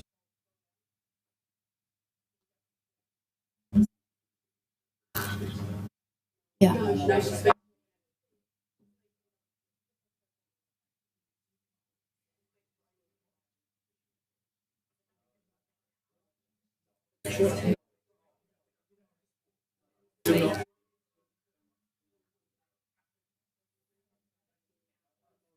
Okay.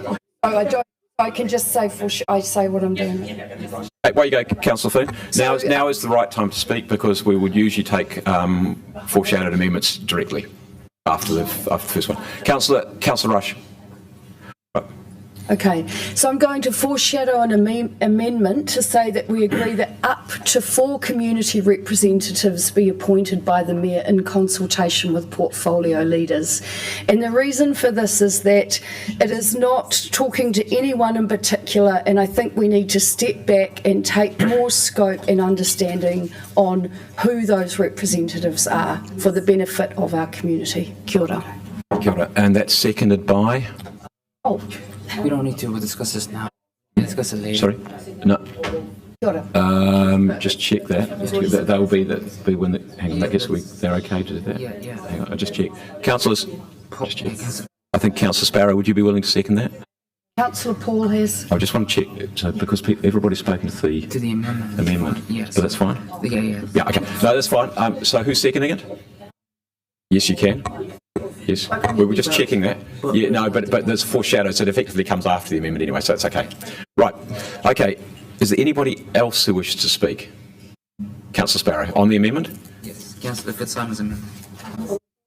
On the amendment, you can pick up the foreshadow, but it's on the amendment, effectively. No? Okay. Councillor Fitzsimon's right of reply. I feel a lot of pressure, Mayor Foster, given that you've said that you could be convinced by this right of reply. But look, I guess I just wanted to reply to some of the issues that Barbara raised and that councillors raised. First of all, when we talk about the cost of independent experts, I don't actually accept that this is that should stall them being on the task force. I think that this is a big issue. We should invest in it. But I'd also make the point that the previous mayor set up 3 task forces and none of the participants were paid, and we had very high-profile people on that from all sorts of areas, and so the history isn't necessarily that you need to pay them. And I'm also just a bit worried about the comment from the unnamed independent expert saying that to the chief executive, don't make this bigger than Ben-Hur. It's too late. It already is. This is a big issue in Wellington, and I want to put on independent experts and community representatives because I have been thwarted in my ability to be an effective councillor, and that's because emails have gone unanswered, officers have said things to me and then said, oh, but don't tell anyone I told you that. I've had phone calls at my house from people saying, I'm involved in this, I just want to say you're on the right track. That it is very, very difficult as a councillor to get the right information, and that's why I want to get the people at the table who are the independent experts. I wanted to refer to concerns from Councillor Rush that we risked an emotional response from the community.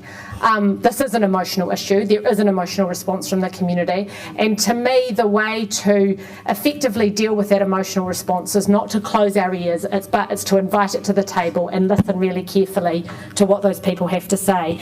And I guess I just want to make the point that this isn't unusual. This is not an unusual approach to public policy and decision making. And I want to really comment on the comments by Councillor Paul around participatory democracy and the importance of that. But it's kind of even more mainstream than that. Governments of all colours set up groups like this. It is not at all unusual. They do it on issues as controversial as abortion, tax, NCEA, all sorts of issues. It's not an unusual response. And Councillor Calvert, just in terms of your reference to why the chair of the Finance, Audit and Risk Committee, yourself, had been removed, it's nothing personal. It's really about saying I want to translate, and the additional 2 councillors, I want to translate the membership from councillors to community representatives and business and independent experts. So it's nothing about particular councillors, but I certainly feel like I've been thwarted in my ability to effectively represent my residents. You also raised issues about Tawa and Kandala that they might want representatives on. You're very free to pass another amendment seeking them, although Councillor Foon's very sensible foreshadowed amendment may well deal with that. I also wanted just to comment briefly on what the Mayor said about the number.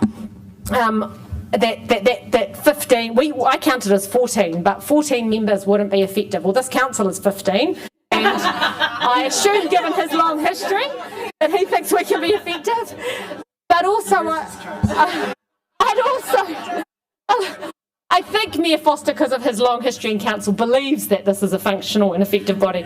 But in any case, this is not unusual for these kind of task force to have this many types of members. And I just would prefer that it was skewed more in favour of community and independent expertise than councillors. So I appreciate that there might be different aspects of support for this. And just on the comment around Te Tiriti o Waitangi, I would make the point that that was one of the aspects of Councillor Day and I's notice of motion that wasn't picked up into the terms of reference. So broadly everything else was reframed, but broadly picked up, but the Te Tiriti o Waitangi consistency wasn't picked up there. And I guess it is kind of unfortunate that we have to have these amendments, and we did try and avoid them, but it's also what happens when you're doing things urgently and quickly. So yeah, the other aspect is I do think that John Milford would make an excellent contribution. The Chamber of Commerce has been talking about water infrastructure and its impact on businesses for quite some time, and I think it's particularly important that voice is at the table. Thank you, Councillor. Okay, thank you. So what we're going to do, I think we're going to end up taking all of them individually. Now, should 10B, can you put them up again? Can you put the wording up? Should 10B fail, then we will go to put Councillor Foon's foreshadowed. Okay, so you've got to work out which which approach you prefer, if you prefer either. No. The standing order is quite clear that you go straight to. There's no point in having another debate about the number 4. No, that's the way in which you deal with foreshadows. Okay.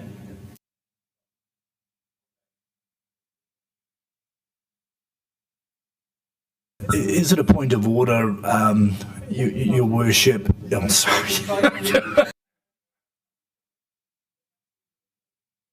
that one of the amendments dealing with the appointment of the independent experts is actually covered already in the main motion?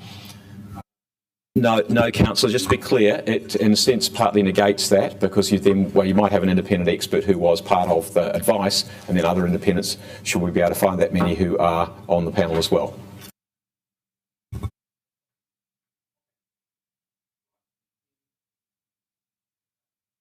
Oh, I think I hit the wrong button. Right. Just so used to going green, eh?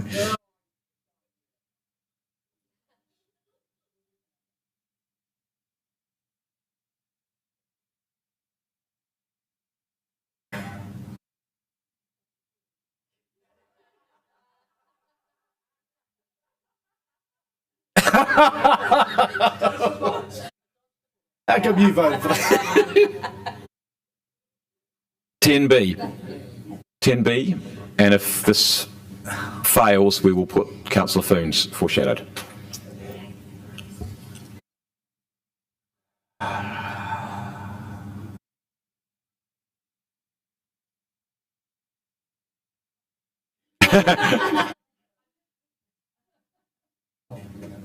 So that fails.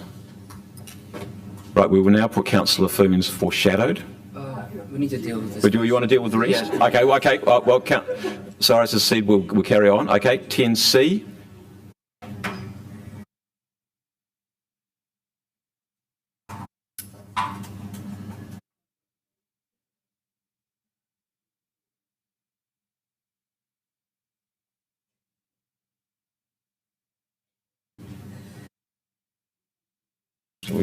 Can see.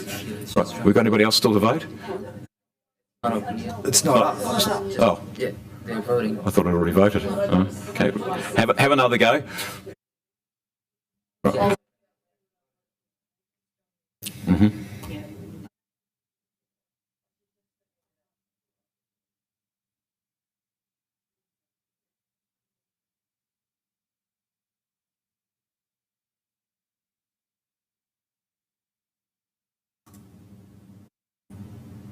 That passes.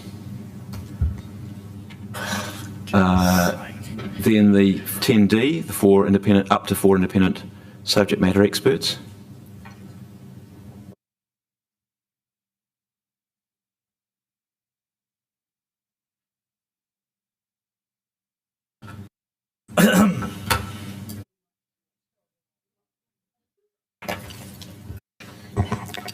Okay.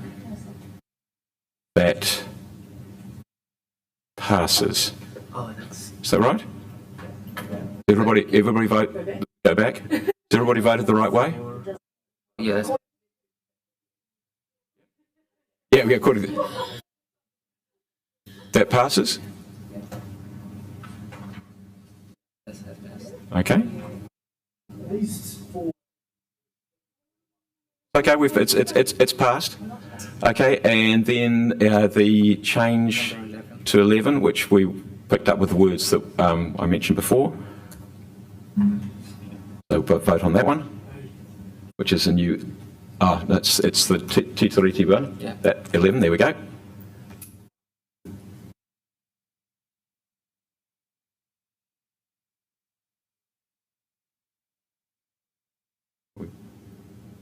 That passes. Okay, and then we'll go to Councillor Foon's foreshadowed.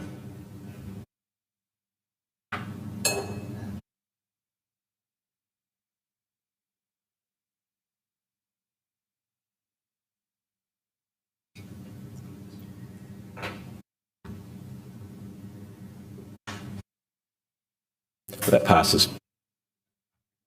Okay. Right. That takes us back to the substantive. Is there anybody else on the substantive?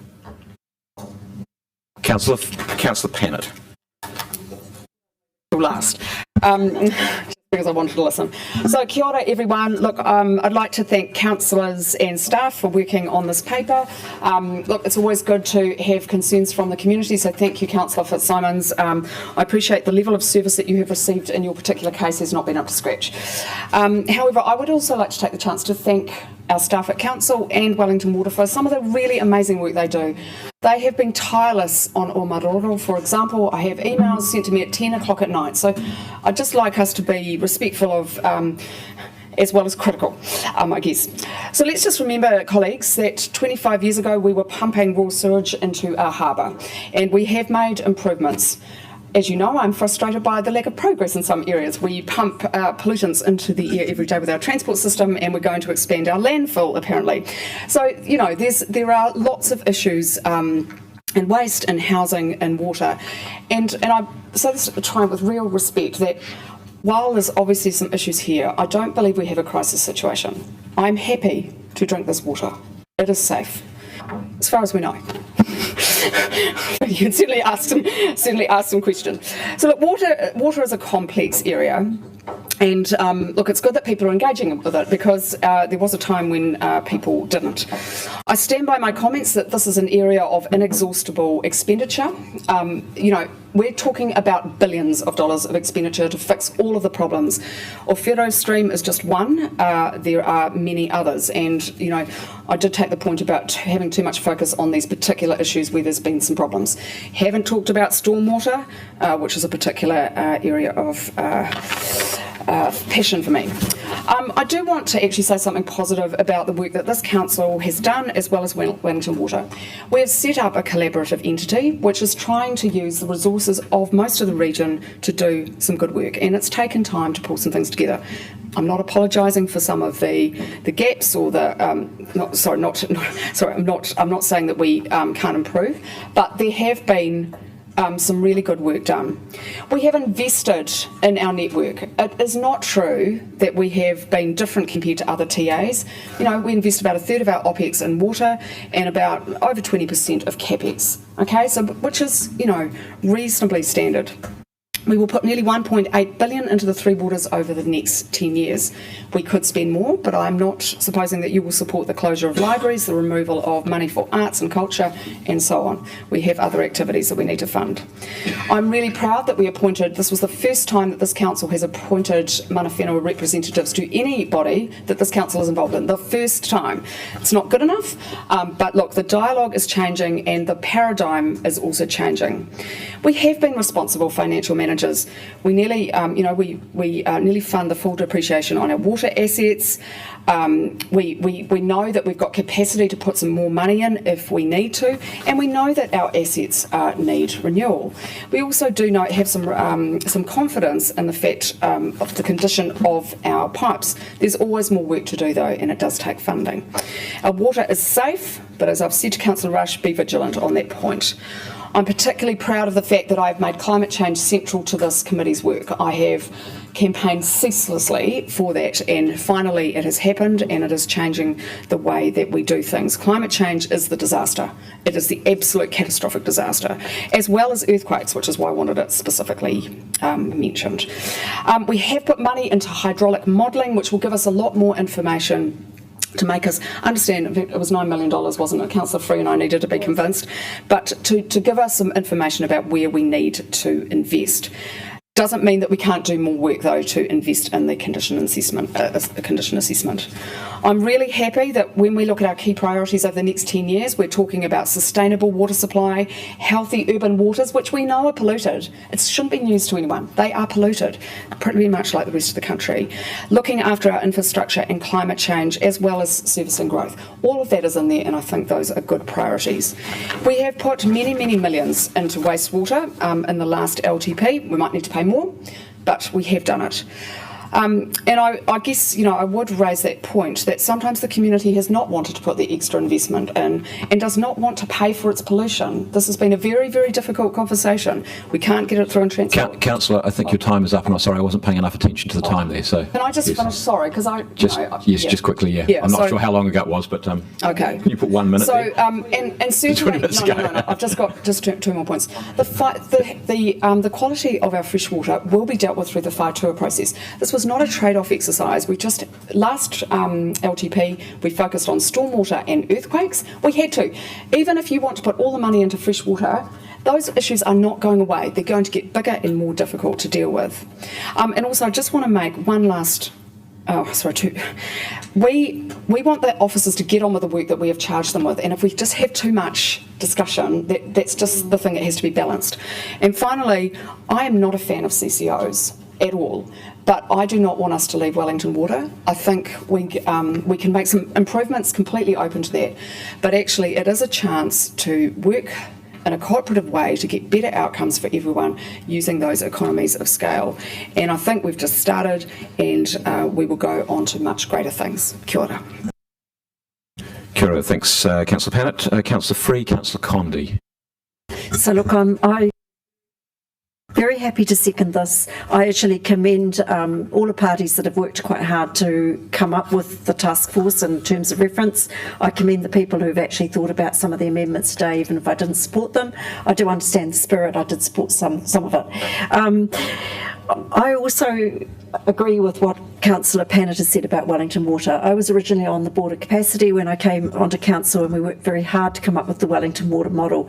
And yesterday I was at a meeting of mayors and resilience, people who are involved in resilience across our region, and they spoke really highly of the Wellington Water model, and they value it, and they're actually very generously saying they know Wellington's got a particular issue at the moment. They're happy to see some of the collective resources be focused a little more towards fixing that.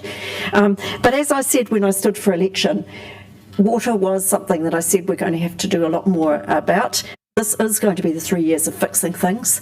I don't think our water has been in particularly bad state the last few years, but it's become a little bit obvious over the last few months that there's a bit more wrong with the system than we might have first thought.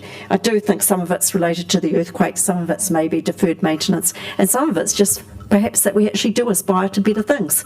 And we want a capital city that's fit for the future. We want a capital city that we can be proud of, and I think we're all on the same page of that. So, if this task force, which I like Councillor Pannett, I do hope won't just be an interminable discussion, but will actually be focused on some real actions and things that can make some improvement. But if this task force is the way to achieve that and to shine the spotlight on a few things and get some stuff fixed, then I'm all for it. I will say that we haven't been lazy. Last triennium, my particular ward in the eastern suburbs, we had terrible flooding issues. Money was put into that. Very robust investigations were carried out, and a lot of money was spent. About $8 million was spent to renew pipes and to make sure that businesses and residences didn't actually have flooding inside their houses. So now it looks as if freshwater might need to be a bit more of a focus. I think those cross connections, we definitely do need to sort those out, and there's probably more that needs to be done around landfills and the leachate into our freshwater streams. Look, on balance, I think this is a positive step we've taken today. I know there's often robust debates and discussions, but lots of good things have come out of this, and I look forward to us putting this into action. Thank you to our staff, and kia kaha, let's go forward, let's actually fix stuff and have a capital city we can all be proud of. Councillor Condi. I just wanted to second that view around Wellington Water. I think is a great model, and there might be things wrong with it that we need to do better, and there might be places around the governance that we can make work better. I really appreciate the chief executive's work in trying to improve that relationship and make sure that we're working together, because as she was always reminding us, they are us and we are them. So it is about making sure that we're working collaboratively to try and solve this problem as much as we can. I think it's really important as well. I would just like to dispute one thing that the Mayor mentioned in his original speech around the water not coming up much in the campaign, because I think in a lot of the debates that I was in, came up in the campaign. I know that I was speaking out on behalf of Newlands residents in my part of the city who have experienced multiple water outages before the election, where they frequently have their water cut off in a 6-month period because they're concerned about the strain that are on those pipes as we develop so significantly out in that suburb. So that was certainly something that I was talking about during the campaign, and I have to shout out to Michelle Rush, who was campaigning in Onslow Western, who was also talking significantly about pipes. So I think that this is something that has been, that people realise is an important issue, but it has suddenly had the spotlight drawn to it with a number of significant failures. So we need to take that as an opportunity now to open that and have a really good conversation and dig into these issues and see how we're doing, and that's what I'm pledging to do as part of the inquiry. Thank you. Councillor Wolf. I agree with the sentiments of the previous speakers. I do want to compliment Wellington Water. They've endured a perfect storm. They were our darlings up until the perfect storm. They actually gave us a heads up that there was a problem in their 2018-2019 report. It was in red. We didn't take that on board, essentially because we weren't through an annual plan at that time. It was a timing issue. They didn't think that it was that important that it wouldn't reach the table and that they would get our concern, which would be coming up. I think, having read back on Wellington Water's KPIs and their performance, going back a few years and reading through their reports, they've done damn well. And I think how they've handled these situations hasn't been bad at all. And I'd like to praise Colin Crampton, because I think he's been everywhere. He's been fighting fires on all levels. And I've also seen the way that senior management at Wellington Water have interacted with their staff on the ground. And they've empowered their staff. And in a situation where some of their staff haven't understood the politics that are involved, and where the organisation's being criticised in a very front-facing way, I think we have to be very careful with this task force moving forward that it is fair and reasonable that not only do we look to find solutions, we don't look to blame. It's really, really important because we don't want to lose the institutional and historical knowledge that is there currently. The other thing I want to assure people and the general public, our drinking water is safe. It is very, very safe at the moment, and we're going to ensure that continues to happen. The other thing that I really want to address is that we do have problems with our streams and rivers, and there's actually 4 organisations that are tasked with making sure that they're safe. The Greater Wellington Regional Council has a responsibility, Wellington Water has a responsibility, Public Health also has a responsibility, and we do too, but there's actually a 5th one, and that's our community. And it really, really annoys me that people throw things into rivers, they pop their paint into, dribble them down. It's a collective responsibility. It's not just council's responsibility. And if our residents want to keep the rates at a reasonable, keep them reasonable, then they have a responsibility to ensure that we're not dumping and polluting our rivers. Finally, and if I could just have a little extension, I'd like to thank the people of Owhiro Bay and the people on the Karakia Association. The people of Owhiro Bay and Karakia have been crying out for this for 7 or 8 years, and I read a report in 2017 of the water quality. It was absolutely damning. I was shocked, and I was really shocked at the nitrogen levels. And surprisingly enough, what was said in the report as to the nitrogen levels was, and you know that the gorse around the area was one thing that was contributing to the pollution in the river. Surely we can do something about that. So there has to be a collaborative approach to this, and we have to deal with it without blaming people. We've got to move on, and we've got to move forward, and we've got to bring people along with us. Please, Councillor Wolf. Councillor Rush. Thanks. For my part, I'm looking forward to rolling my sleeves up and getting to grips with the structure, the governance. Oh, sorry, can you stand up? Sorry. I ever sit the the structure, the governance, the individuals, and some history, and the reports that have told us that there are issues, that understanding why they weren't prioritised and recognising that those decisions have been made at the time, and you've got to respect them. I think we need to manage expectations. The pipes today will be the same as they will be in 2022. Almost certainly. What we can install, though, is a governance regime that is rigorous. It provides a direct line of accountability through to elected officials. And which is also able to give this council and the public the granularity in terms of the state of the network, what is our monitoring program, how we manage it, and how we understand it to a point that we don't have issues such as Willow Street happening unexpectedly. We predict them and we fix them before they break.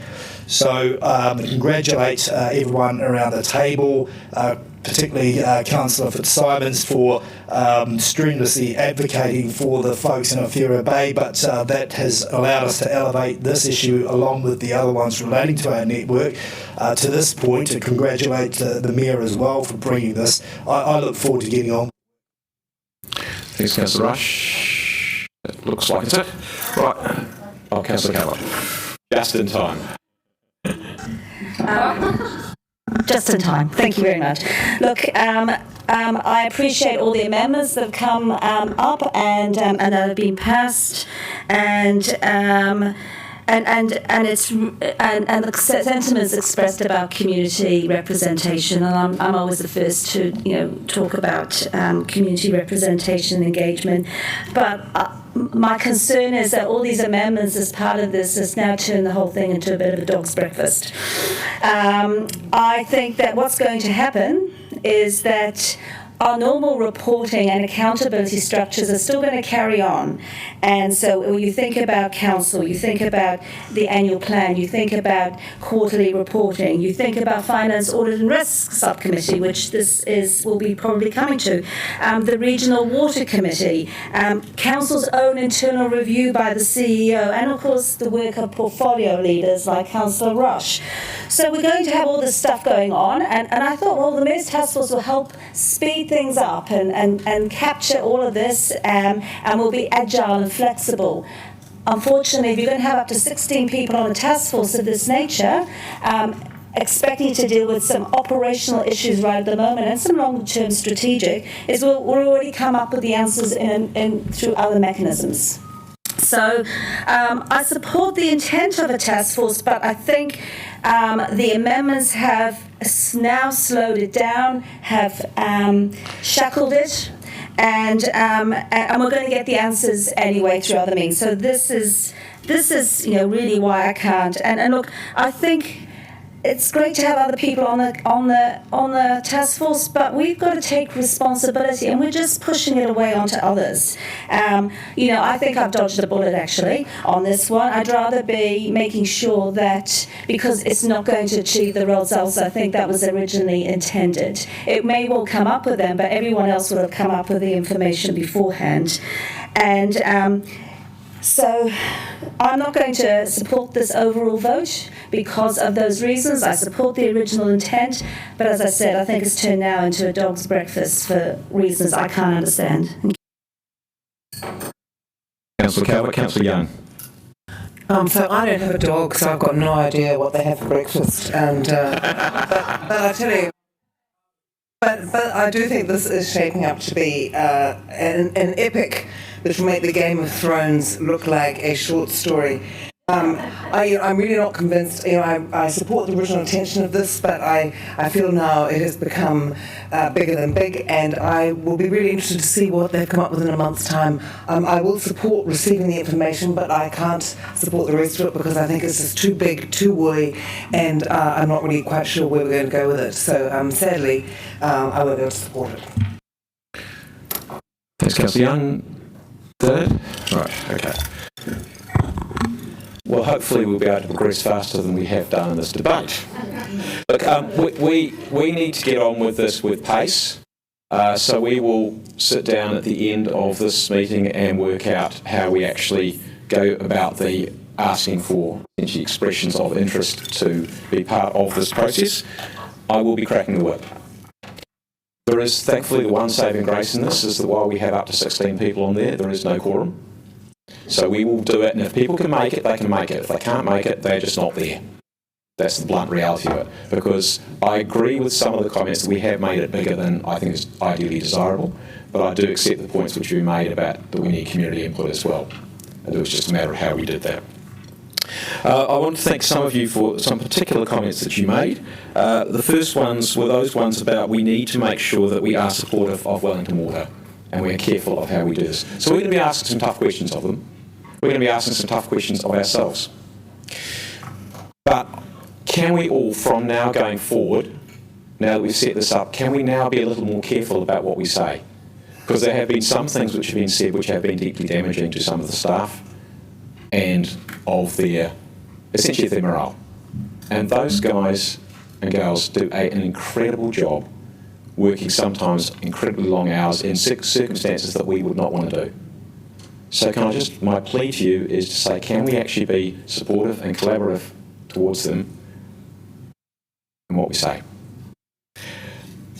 Councillor Pannett, in particular your comment around the CCOs and but not really wanting to leave Wellington Water, and I acknowledge your comment about CCOs, but the reason we've got a CCO here is because this was about us working collaboratively, us working with our regional partners. That's why we've got a CCO, because it's very, very difficult to have, well, you could have a joint committee which would have much less structure and ability to do things. That's why we have this structure. That's why we've got Wellington Water, and that's why I think somebody made the comment that until very recently it was Councillor Wolf, our darlings until the recent storm. And I think it's Barnard's right, because we didn't have a lot of focus on that, neither did the media, neither did the public for that matter. There were some things, and you quite rightly say, there were some things which would be going on for a while. Our stream water quality, we know that, is not great. But we share that probably with every single city and most of the rural areas in our country. So we've got an issue there. It's a national issue. It's not just an issue which is unique to the Karakia streams. So and I think the biggest challenge we have here is to keep a sense of perspective. Councillor Fitzsimons, I think it was you that said something about there's an emotional response in the community. Our job as managers is to try and make sure that we are being rational and calm and responsible about how we respond to this. So we've got a job to try and make sure that we take some of the emotion and the heat out of it and we get the light into it. That's what's important. That's what we should be doing as leaders of our community. If we want to fuel fires, we're going to make this thing worse. If we want to pour water on the fires, then that would be the right thing to do. So we've got to make sure the water is deliberately poured on the fires as opposed to just leaking on.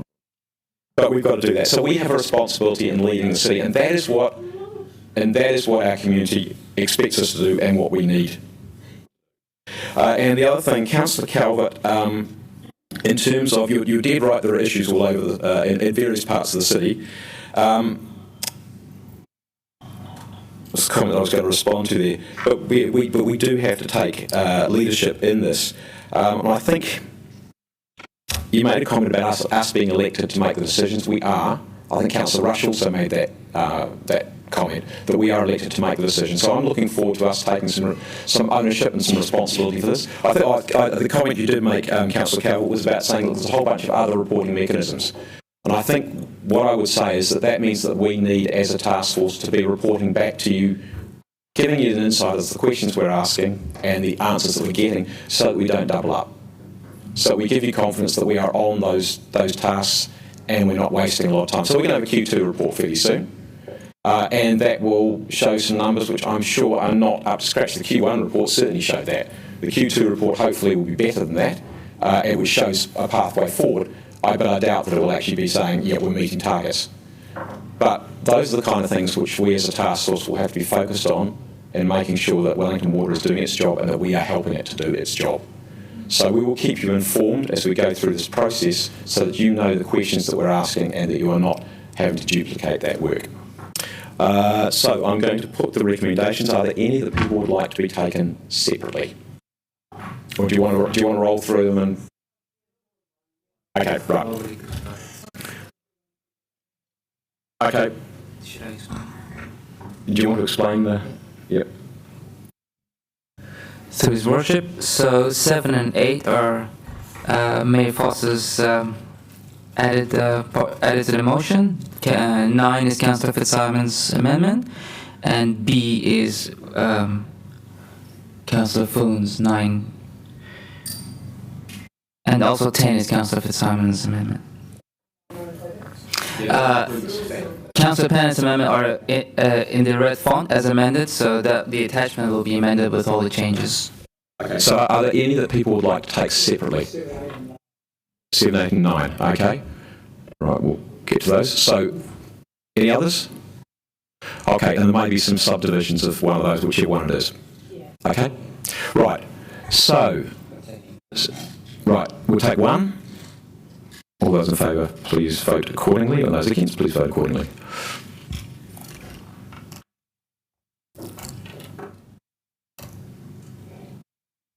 Councillor Paul, thank you. That's unanimous. Right. So now, are you happy that I take everything else other than 7, 8 and 9? Okay, we'll put all those.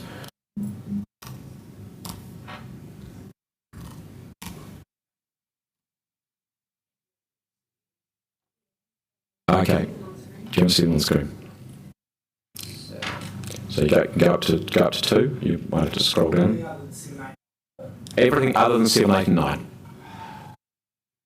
I'll give you a moment to think about it. It's 2 to 6 and 10 and 11. Or 10, isn't it? Yeah, 2 to 6 and 10. Okay, Councillor Young? Okay. Okay, that's passed. Okay, can I take 7 and 8 together? Anybody want to separate those two? Can you put 7 and 8 up there? Can you scroll? There we go.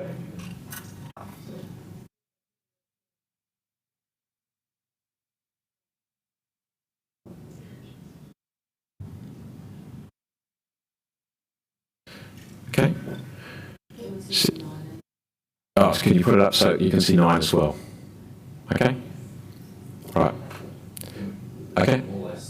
We'll be taking, well, whichever ones people want to, and 9 separately. So can we do 7 and 8 together? Okay, 7 and 8.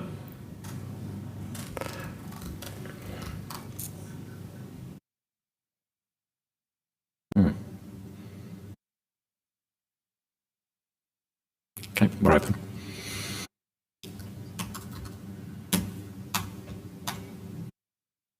Flu?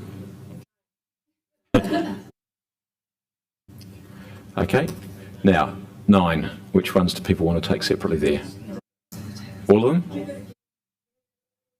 We've done it once, but people keep insisting on doing this again because they want to record them. I would like to take D separately. So I'm going to do that one. You want to take them all separately? Okay, righto. Okay. See if you can remember. See if you can remember what you did the first time. Right. Okay. 9. Can we have them on the screen, please? Okay. Right. Okay. Right. Okay. A. 9A.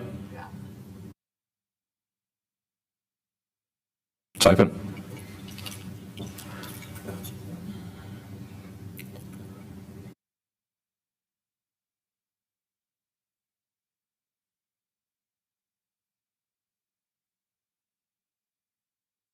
Okay, that's carried. 9B.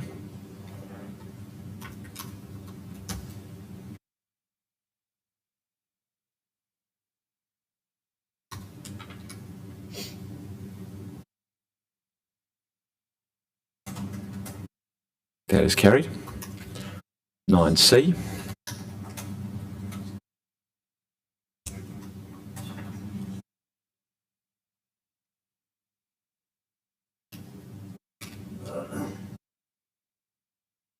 Eventually.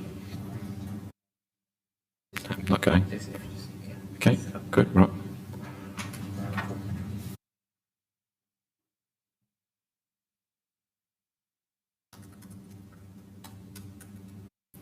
Okay, and 9D.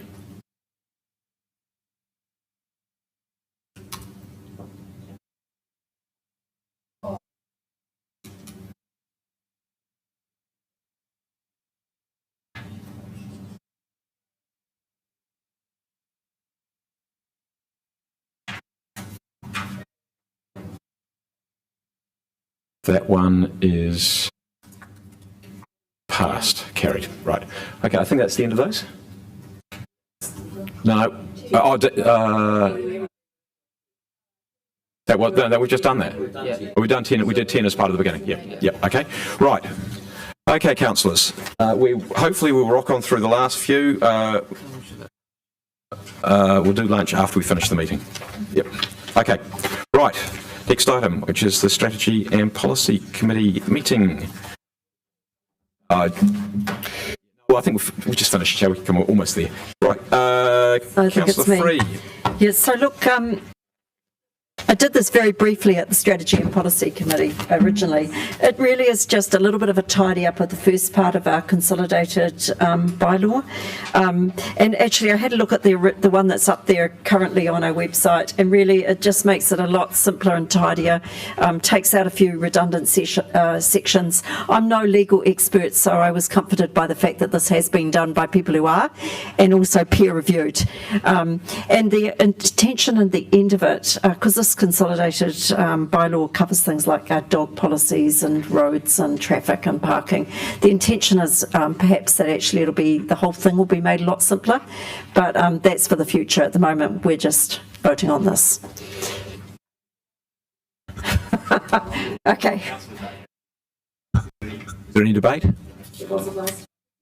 Shh. That's good. Right, okay, we'll put it.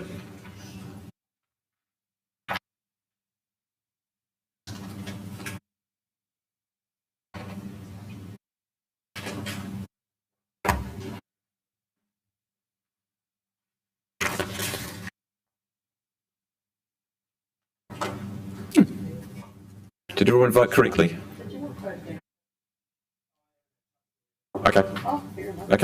Okay, and then we move on to report 3 councillors. Report 3.2, Councillor Sparrow.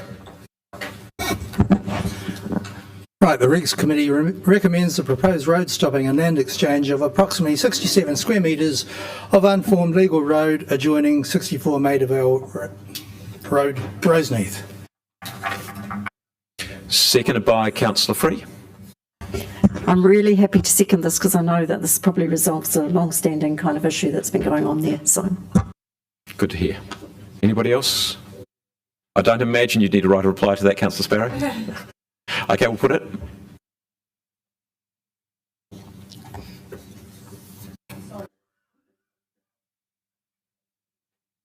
Just change your vote. Yeah.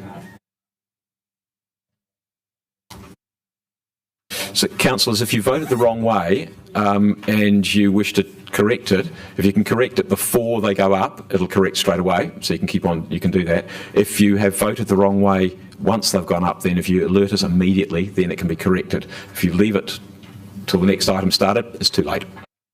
Okay, the next item is to go into public excluded. Okay, so I'm going to recommend that the public is excluded from the following parts of the proceeding, and the reasons are set out in the papers, which basically is to protect the privacy of individuals. Seconded by Councillor Sparrow. Is there any debate? There is. In the interest of transparency, I'm going to be quite interested about the following conversation, and possibly it should be held in public if people have strong concerns, and hopefully you'll understand what I'm referring to. I can't breach privacy, but there possibly might be a room for discussion, and if you want to be open about it, maybe it should be held in open. I'm not going to vote against it, but you know, if there are councillors that really feel there is a crisis going on, then should act accordingly. Okay. Councillors, I'm not quite sure where Councillor Pennant was going with that one, but that's okay. Maybe we can deal with that later on. But the reason, councillors, that we do these in public excluded, as is set out in legislation, is to protect the privacy of individuals. Were we to have debates about the quality of individuals in public, you can bet your bottom dollar we would have no applicants whatsoever. And that would be very, very counterproductive. So I'm going to put it.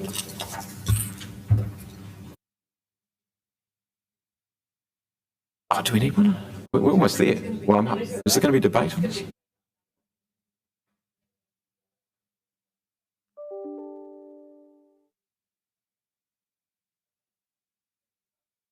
Councillors, we'll take a 5-minute break while the room clears itself as well, but it will be 5 minutes. And if you're not back in 5